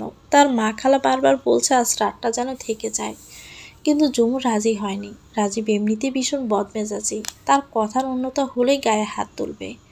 তাই সে বোরকা পরে রেডি হয়ে নিল, রাহাতকেও রেডি করে নিল। অনেক চেষ্টার পরও ঝুমুর কিছুতেই রাহাতের কান্না থামাতে পারল না। সে দুহাতে আঁকড়ে ধরে আছে সৈয়দা বেগমের গলা। অগত্যা ঝুমুর বাধ্য হয়ে এই রাতটা বাবার বাড়িতে থাকলো। তাই সে রাজীবকে ফোন করে বুঝিয়ে সুঝিয়ে রাজি করায়। রাজীব প্রথমে আপত্তি করলেও পরে রাজি হয়। মাগরিবের আজান দিচ্ছে, হঠাৎই রাজীব ফোন দিল। ঝুমুর রিসিভ করতে কয়েকশো বোল্টের গালি খেল। রাজীব বলল, ঝুমুরের খালাতো ভাইদের সাথে রাত কাটানোর জন্যই ঝুমুর আসেনি, অথচ ঝুমুরের একটাই মাত্র খালাতো ভাই, তার বয়স মাত্র 7 বছর। 1 ঘন্টার মধ্যে যদি তুই না আসস তাহলে আমার লাগে হারাম হয়ে যাবি। ঝুমুর তখন কাঁদতে কাঁদতে আবারও বোরকা পড়ল। রাহাত যেতে রাজি হচ্ছে না বলে একটা সড়ো মারল ওকে। সিএনজির ড্রাইভারকে ফোন করে বাড়ি আনলো জয়নাল। তারপর ওরা রওনা দিল জয়নালকে নিয়ে। কিন্তু ঝুমুর কি জানতো এই যাত্রাটা হবে তার আর জয়নালের জন্য অত্যন্ত ভয়ঙ্কর এক অভিজ্ঞতা। যদি জানতো তবে কি সেদিন ঝুমুর বেরোতো শ্বশুরবাড়ির উদ্দেশ্যে? না হয় ডিভোর্স হয়ে যেত, তাও ভালো ছিল এই ভয়ঙ্কর রাতের চাইতে। ঝুমুর যখন জয়নালকে নিয়ে তার শ্বশুরবাড়ি পৌঁছালো তখন সন্ধ্যা 7:30। রাজীব মোটা একটা লাঠি হাতে দাঁড়িয়ে আছে দরজায়। আর সালমা খাতুন আগে থেকে ঝুমুরের নামে উল্টাপাল্টা বলে রাজীবকে আরও রাগাচ্ছিল। উনি সমানে বলে যাচ্ছিলেন, অসভ্য নির্লজ্জ মাইয়া, বিয়ের আগেও আদাইম্মা বাদাইম্মা পোলাগুলোকে পোস্টি নষ্টি করে বেড়াইছে। আমার পোলায় বিদেশ যাওয়ানোর পরও লুচ্ছে বেড়াগুলোকে সম্পর্ক রাখছে, মনে করছে আমরা কিছু বুঝি না। সারাদিন মোবাইল কানে লইয়া ফিস করছে। পোলার কানে এসব তুলি নাই, মার বদনাম করি নাই পোলার কাছে। মনে করছি পোলা বিদেশ থেকে আইলে সব ঠিক হয়ে যাইব, কিন্তু আমার পোলারে বাড়িতে রাইখে আজও গেছে খালাতো ভাইয়ের লগে রাত কাটাইতে। রাজীব তুই চিন্তা করিস না বাপ, এক মাইয়া গেলে আরেক মাইয়া পাবি, তোরে আমি এর সাথে ভালো মাইয়া বিয়া করামো। ঝুমুর শাশুড়ির এমন গিনিত কথা শুনে চটে গেল। সমস্ত অন্যায় মেনে নেওয়া যায়, কিন্তু চরিত্রের উপর কলঙ্ক মেনে দিলে ওটা আর মানা যায় না। আপনার কারণে আজ পর্যন্ত শান্তিতে 2টা সংসার করতে পারিনি। আমার নামে মিছা বদনাম করে আমার সংসার ভাঙবেন? মানুষের সংসার ভাঙার কারণেই তো আল্লাহ আপনার এমন সংসারে 2 সংসার বানাইছে। রাজীব ঝুমুরের কথাগুলো হজম করতে না পেরে হাতের লাঠি দিয়ে ঝুমুরের কপাল বরাবর একটা বাড়ি দিল। সাথে সাথে রক্ত ছুটতে লাগলো। জয়নাল আর চুপ থাকতে পারল না। কুত্তার বাচ্চা, আমার আপুরে মারার সাহস কই পাইলি? এই বলে জয়নাল ঝাঁপিয়ে পড়ল রাজীবের দিকে। রাজীবও ছাড়ার পাত্র নয়, দুজনে দুজনের গলা টিপে ধরে আছে। সেই সাথে সালমা খাতুনও গিয়ে জয়নালকে মারতে লাগলো। গুন্ডা লই আইছে, আমার পোলারে মাইরা ফেলতো। আরে তুই কই, তোর বাইরে মাইরা ফেলছে। ঝুমু দেখলো ওর ভাইকে মেরে ফেলবে, আজ বুঝি বোনকে বাঁচাতে গিয়ে ভাইটাই মরে যাবে কসাইগুলোর হাতে। নিজের কপাল বেয়ে তখনও অজরে রক্ত ঝরছে। রাজীব শক্ত সামর্থ্য পুরুষ, আর জয়নাল তখন মাত্র ইন্টার ফার্স্ট ইয়ারে ভর্তি হওয়া ছেলে। রাজীবের শক্তির কাছে জয়নাল পেরে ওঠার কথা নয়। অনেক জোর জবরদস্তির পর রাজীব জয়নালকে ধাক্কা দিয়ে ড্রেসিং টেবিলে ফেলে দিল। জুমু শুধু গলা ফাটিয়ে চিৎকার করে যাচ্ছিল। আর সালমা খাতুন তাকে দুই হাতে ধরে রেখেছিল যাতে সে রাজীব আর জয়নালের মাঝখানে যেতে না পারে। রাজীবের এমন অমানবিক নির্যাতন দেখে তখন সবাই মিলে রাজীবকে টেনে হিঁচড়ে ছাড়িয়ে নিল। এরই মধ্যে কেউ একজন মেম্বার সাহেবের কাছে ফোন করে। ফোন পাবার কয়েক মিনিটের মধ্যেই বাইকে করে মেম্বার সাহেব রাজীবদের বাড়ি আসে। মনোয়ার হোসেন তখন বাড়ি ছিলেন না, উনি ব্যবসার কাজে পঞ্চগড় গিয়েছেন। একটা জটলার মতো বেঁধে গেল ওদের গলায়। জয়নাল ঠিকমতো দাঁড়াতে পারছে না, জুমুর তখনও বোরকা গায়ে। আমার কোনো অভিযোগ আপনাদের কাছে নেই, কি হয়েছে সেটা বলো। আমি চাই এখানে মীমাংসা হোক। কোনো মীমাংসার প্রয়োজন নেই, আমি সেদিন ডিভোর্স চেয়েছিলাম, আপনার অনুরোধে ফিরেছি, তাই আজকের অভিযোগ আপনাকে বলার কোনো যৌক্তিকতা নেই। লাইফটা আমার, সাফার আমি করছি, তাই আমি ডিসিশন নিব। জুমু শান্ত গলায় কথাগুলো বলছিল, কিন্তু চোখ দুটো শান্ত ছিল না। হঠাৎই সিএনজির আওয়াজ শুনে জুমু চুপচাপ হয়ে ওঠে। কিছুক্ষণ আগে ড্রাইভারকে সে ফোন করছিল। ড্রাইভার আর জুমুর মিলে জয়নালকে ধরে সিএনজিতে উঠালো। জুমুর আর পিছন ফিরে তাকালো না, কারো কথাও কানে নিল না। সিএনজিতে বসে বলল, হাসপাতালে চলুন। হাসপাতালে জয়নালের পা এক্সরে করে রিপোর্ট এলো ডান পায়ের একটা হাড় ভেঙে গেছে। ডাক্তার ব্যান্ডেজ করে প্রেসক্রিপশন লিখল। সৈয়দা বেগম মেয়ের ফোন পেয়ে জুমুরের বড় জ্যাঠাকে নিয়ে হাসপাতালে এলেন। জুমুর বিলাপ করল না, তবে নিঃশব্দে অশ্রু বিসর্জন দিয়ে গেল। এত বছর নিজের উপর করা সমস্ত অত্যাচার মেনে নিলেও আজ ভাইয়ের আঘাতটা মানতে পারছে না। এরপর আর কিছুতেই ওই সংসার নয়। আজ ভাইকে আঘাত করেছে, আবার সুযোগ দিলে ওরা বাবা মাকেও আঘাত করবে, হয়তো একদিন তাকে মেরেই ফেলবে। মেয়েকে তো ওই সংসার থেকে মুক্ত করে নেবেনি, কিন্তু ওদের কিভাবে শাস্তি দেওয়া যায়? ওরা যে অন্যায় করেছে এটা তো মাফ করা যায় না। জুমু শান্ত গলায় বলল, কোনো প্রতিঘাতের দরকার নেই, শুধু মুক্তি চাই। কিন্তু আকবর আলীর মেজাজ চরমে উঠেছেন, তিনি আবার ছেড়ে দিবেন না। কেউ বলেছে পুলিশ কেস করতে, কেউ বলেছে জজ কোর্টে কেস করতে, আবার কেউ বলছে কয়েকটা ছেলে ভাড়া করে ওদেরকে মার খাওয়াতে, না হয় 1000-20 টাকাই খরচ হবে। শেষমেশ আকবর আলীর একটা পরামর্শে মন মতো লাগলো। জজ কোর্টে নারী ও শিশু নির্যাতন মামলা করা, এখানে নাকি ন্যায় পাবার সম্ভাবনা শতভাগ। ওরা হয়তো রাজীবকে অ্যারেস্ট করবে, কিন্তু বিপরীত পক্ষে টাকা পেলে আবার জামিন দিয়ে দিবে। জুমুরদের বাড়ির পাশের একজন উকিল আছে, সোবাহান শেখ। বয়সে জুমুরের বাবার বয়সী, তবে সম্পর্কে দাদা হয়। এক ভোরে আকবর আলী জুমুরকে সাথে নিয়ে ওনার সাথে দেখা করে, সব কিছু খুলে বলে। তখন উনি নারী ও শিশু বিভাগীয় উকিল, উনি বলেছেন ভালো কোনো উকিলের কাছে নিয়ে যাবেন। জুমুর চলে আসার সময় সোবাহান শেখ জুমুরের নাম্বারটাও চেয়ে নিলেন। সেদিন জুমুর, জয়নাল, আকবর আলীকে নিয়ে সোবাহান শেখ জজ কোর্টে হাজির হলেন, একজন উকিলের সাথে পরিচয় করিয়ে দিলেন। তারপর হাসপাতাল থেকে দেওয়া নারী নির্যাতনের বিরুদ্ধে পুরুষ কেসের এভিডেন্স আর কাবিননামার ফটোকপি নিয়ে মামলা লিখলেন। উনিও খুব আফসোস করে বললেন, হায়রে, আজকাল মানুষ অমানুষ হয়ে যাচ্ছে, নইলে কেউ এমন করে বইয়ের গায়ে হাত তুলতে পারে? সেই বিকেলে সোবাহান শেখ জুমুরের নাম্বারে ফোন দিল। জুমুর ভাবল দরকারি হয়তো কোনো কথা, কিন্তু রিসিভ করার পর বুঝলো বাবার বয়সী লোকটাও জুমুরের সাথে ফ্লার্ট করার চেষ্টা করছে। ইনিয়ে বিনিয়ে এটা সেটা কথা বলছে। আচ্ছা, তোমাদের রিলেশন, ফিজিক্যাল রিলেশন কেমন ছিল? রাজীব তোমাকে সুখ দিতে পারতো তো? জুমুর চুপচাপ ফোনটা রেখে দেয়। বাবার বয়সী মানুষ এত অসভ্য হয় কেন? রাতে আবার জুমুরের উকিল ফোন করে। জুমুর ভাবলো কেসের বিষয়ে হয়তো কথা বলবে, কিন্তু ওই বেয়াদবটা ফ্লার্ট করার চেষ্টাই করছিল। ম্যাম, জানি না কী ভাববেন, তবে বিশ্বাস করুন, আপনার মতো ন্যাচারাল সুন্দরী এর আগে আমার চোখে পড়েনি। এক মুহূর্তের জন্য আপনাকে বলতে পারছি না, দেখলে প্রেমে পড়তে মন চায়। জুমুর এই লোকটাকেও কিছু না বলে ফোনটা রেখে দেয়। পরদিন জুমুরের উকিল আবারও ফোন করে। যথারীতি ফোন রিসিভ করতে শুরু হয়ে গেল পটানোর চেষ্টা। কয়েকদিন পর ওদের মামলাটা তদন্তের জন্য নারী ও শিশু অধিকার বাংলাদেশ রুরাল ডেভেলপমেন্ট বোর্ড একটা শাখা অফিসে ট্রান্সফার করা হয়। সেখান থেকে নোটিশ আসে। জুমুর, জয়নাল, আকবর আলী, সৈয়দা বেগম সবাই উপস্থিত হয়। গিয়ে দেখে তার শ্বশুর শাশুড়ি, দেবর, ননদ সবাই আগে থেকেই বসে আছে, কিন্তু রাজীব নেই। পরে অবশ্য জানা গেছে রাজীব ওই ঘটনার 5 দিন পরে বিদেশ চলে গেছে। জিজ্ঞাসাবাদ শুরু হলো। এই অফিসের চেয়ারম্যান একজন নারী, তবে ভীষণ কড়া মানুষ বোঝা গেল। উনি প্রথমে ঝুমুরকে তার অভিযোগ বলতে বলল। ঝুমুর প্রথম থেকে সবটাই বলল। সব অভিযোগ সত্য বলে। জয়নালকেও জিজ্ঞেস করলো, সেও সেদিনের ঘটনাটা বর্ণনা করে। আগামী 2 তারিখ দ্বিতীয় হাজিরা, 2 তারিখে বাকি সিদ্ধান্ত নেওয়া হবে। অফিসের একজন বিশিষ্ট কর্মী সেই রাতে ঝুমুরকে ফোন করে। তবে মানতেই হবে এই লোকটা ফ্ল্যাটিংয়ে অন্য সবার থেকে ফার্স্ট ছিল। উনি ফোন করে প্রথমে ঝুমুরের দুঃখের সমব্যথী প্রকাশ করলেন। তারপর ঝুমুরের ছেলে রাহাতের কথা বলতেই কেঁদে দিলেন। আহারে, ওর মাও স্বামী পাবে, বাবাও স্ত্রী পাবে, কিন্তু বাচ্চাটা তো এতিম হয়ে যাবে। তোমার যখন ডিভোর্স হয়ে যাবে তোমার বাচ্চাটা আমাকে দিবে?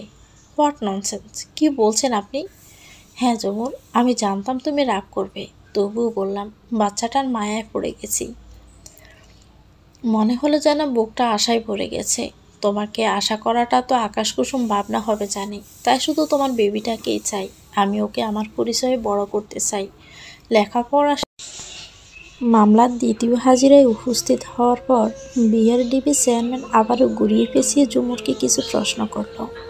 তোমার অভিযোগপত্রে লেখা আছে সেই রাতে তোমার শ্বশুর শাশুড়ি এবং হাজব্যান্ড মিলে তোমাকে, তোমার বাচ্চাকে এবং তোমার ছোট ভাইকে বেদর মারধর করে।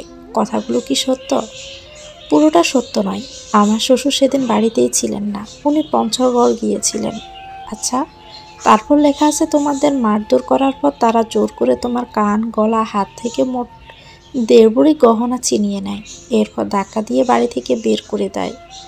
না, এসব সত্য নয়। আমি নিজে সিএনজি ফোন করি এবং স্বেচ্ছায় চলে আসি।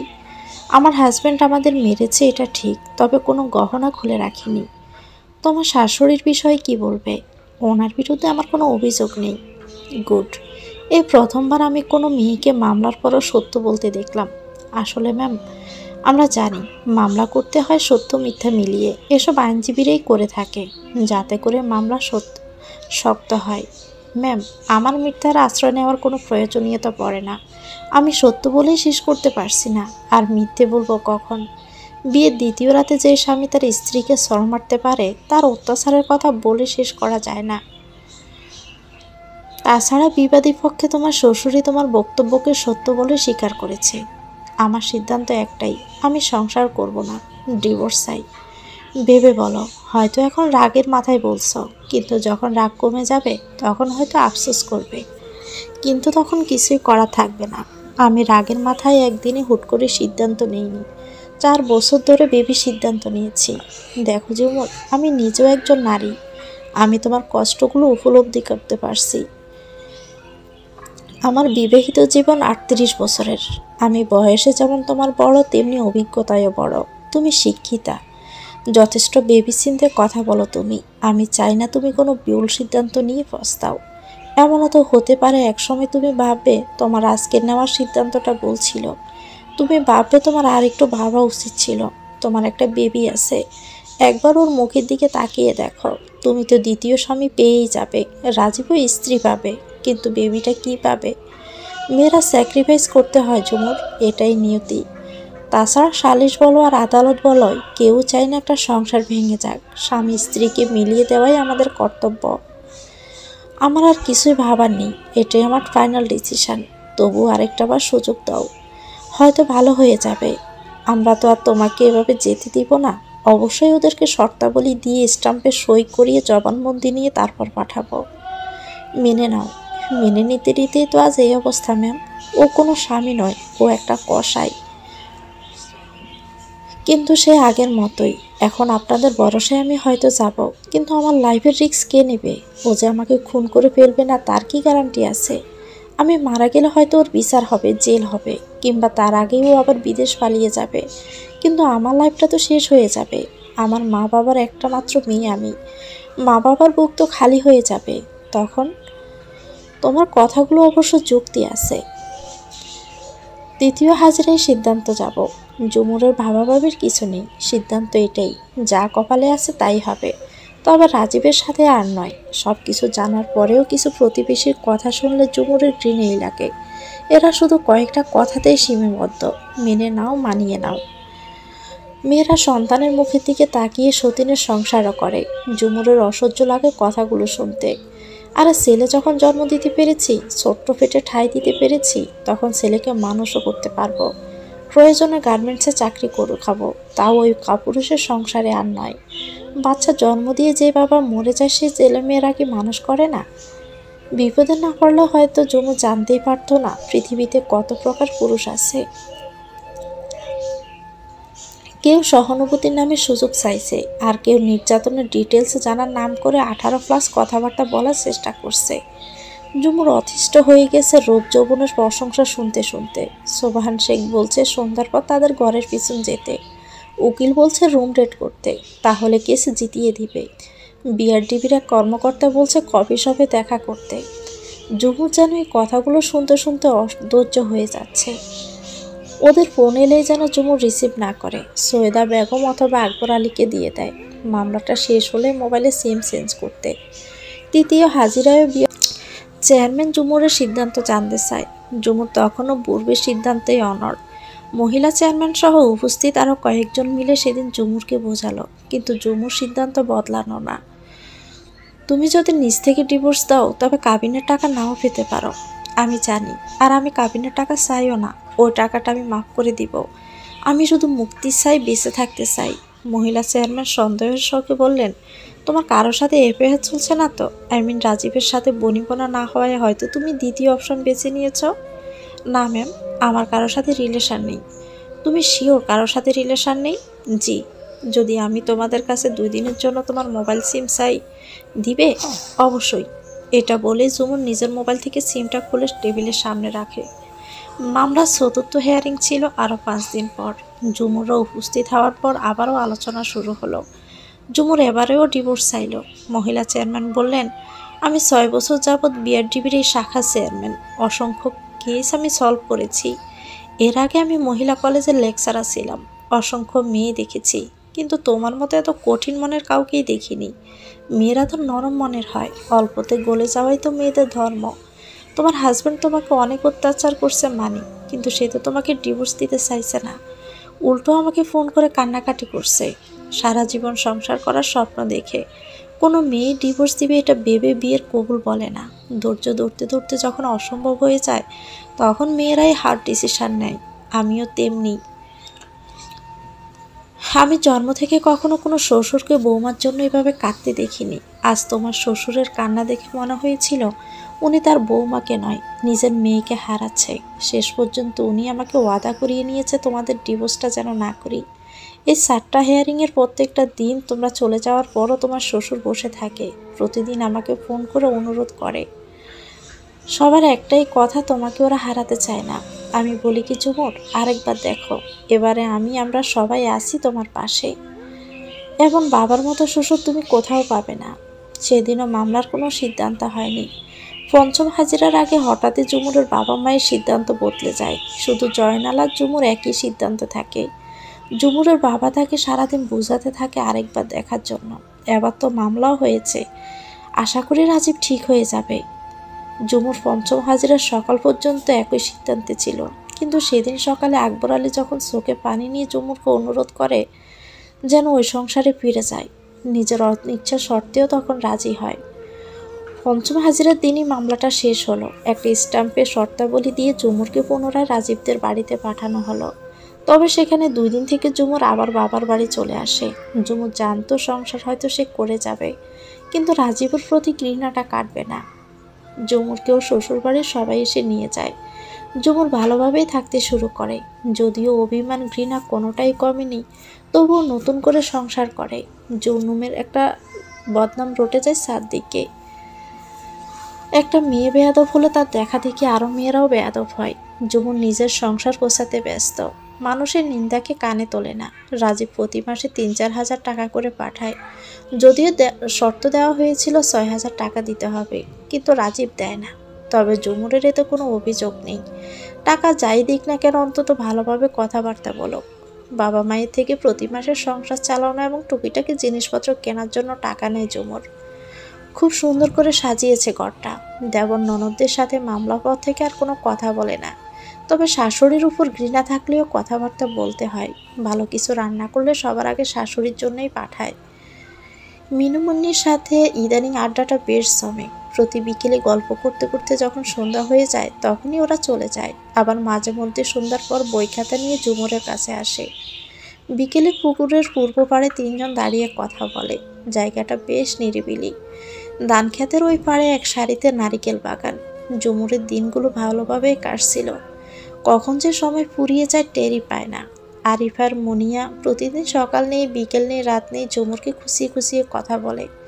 এমন কিছু কথা ওরা বলে যে ঝগড়া করতে ইচ্ছে হয়, গা জ্বালা করে।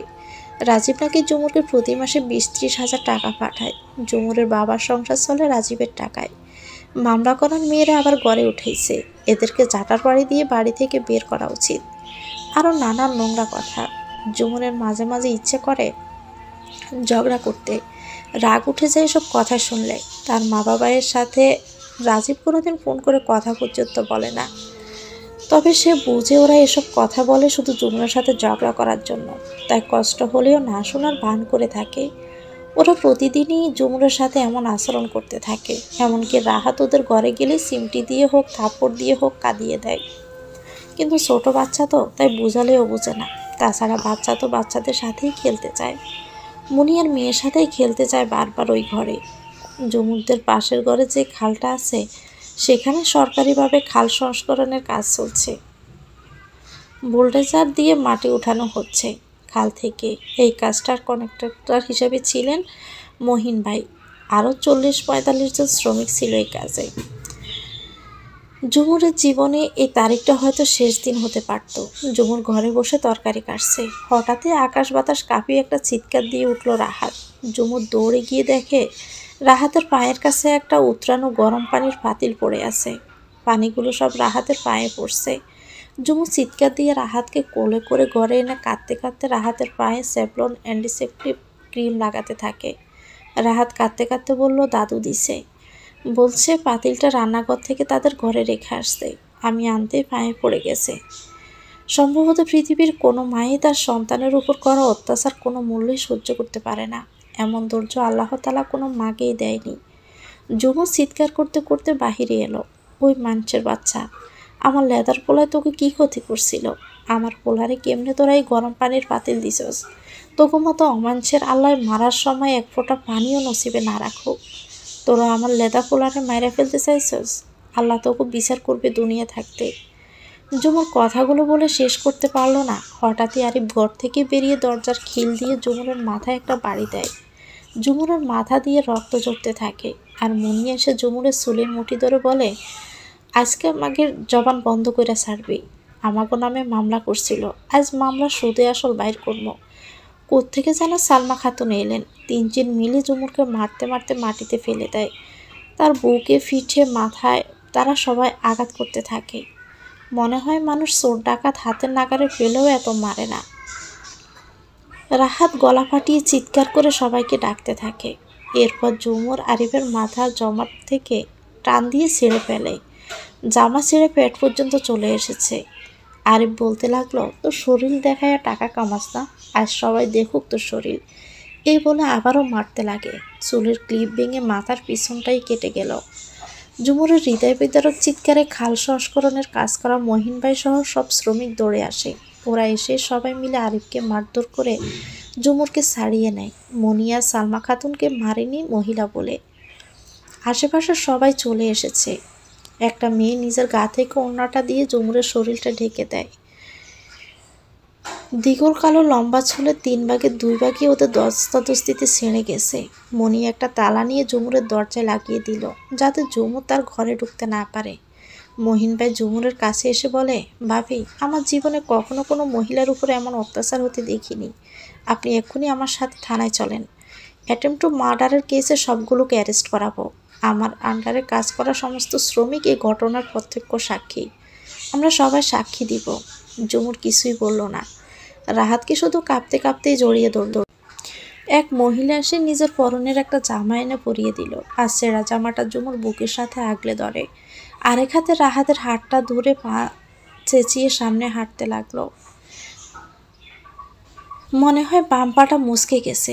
অনেক পা সামনে এগোনোর পর একবার পিছন ফিরে তাকালো মেয়েটা। ঝাপসা চোখে আবারও দেখে প্রিয় বাড়ি, প্রিয় সংসার আর যত্নে গড়ে তোলা লাউয়ের মাচাটা। এটাই শেষ দেখা। হঠাৎই মিনি মুন্নি দৌড়ে এসে এলো ঝুমুরের কাছে, চোখে অবিরাম জলস্রোত। মিনু জড়িয়ে ধরলো ঝুমুরকে। কাকি, খুব মিস করব, আল্লাহ ওদের বিচার করবে। মিনু আর কিছুই বলতে পারে না, কান্নায় ওর গলাটা ধরে আসে। কাকি, রাহাতের খেয়াল রাখেন, আপনার মায়ের নাম্বারে ফোন করব, কথা বললেন মাঝে মাঝে। আর যদি কোনোদিন বেয়াদবি করে থাকি মাফ করে দিয়েন। এখন কোথায় যাবেন কাকি? ঝুমুর কিছুই বলে না। মিনু একটা 100 টাকার নোট ঝুমুরের হাতে গুঁজে দিয়ে বলল, গাড়ি ভাড়া দিয়েন এটা দিয়ে। ওরা তো আপনার ঘরে তালা মেরে দিছে, ওদের শাস্তি দিয়েন কাকি, আমরা সবাই সাক্ষী দিব। টাকাটা হাতে নিয়ে ঝুমুর আর রোবটের মতো থাকতে পারল না, উচ্চ স্বরে মিনুকে জড়িয়ে ধরে কেঁদে দেয়। ও জানে এই টাকাটা হয়তো মিনুর টিফিন খরচ থেকে বাঁচানো টাকা। দৃঢ় পায়ে খুঁড়িয়ে খুঁড়িয়ে হাঁটতে হাঁটতে ঝুমুর ভাবল, ঝুমুর বেঁচে আছি সেটাই তো অনেক বড় ব্যাপার। এই নারী লোভীদের জগতে বিচার পাবি না ঝুমুর, সবাই শেয়ালের মতো টানা হেঁচড়া করবে তোকে নিয়ে। রূপবতী হওয়া চেয়ে সৌভাগ্যবতী হওয়া অনেক জরুরি ঝুমুর। তো ভিউয়ার্স, গল্পটি কেমন লেগেছে অবশ্যই কমেন্ট করে জানাবেন। গল্পটি একজন আপুর জীবনের গল্প।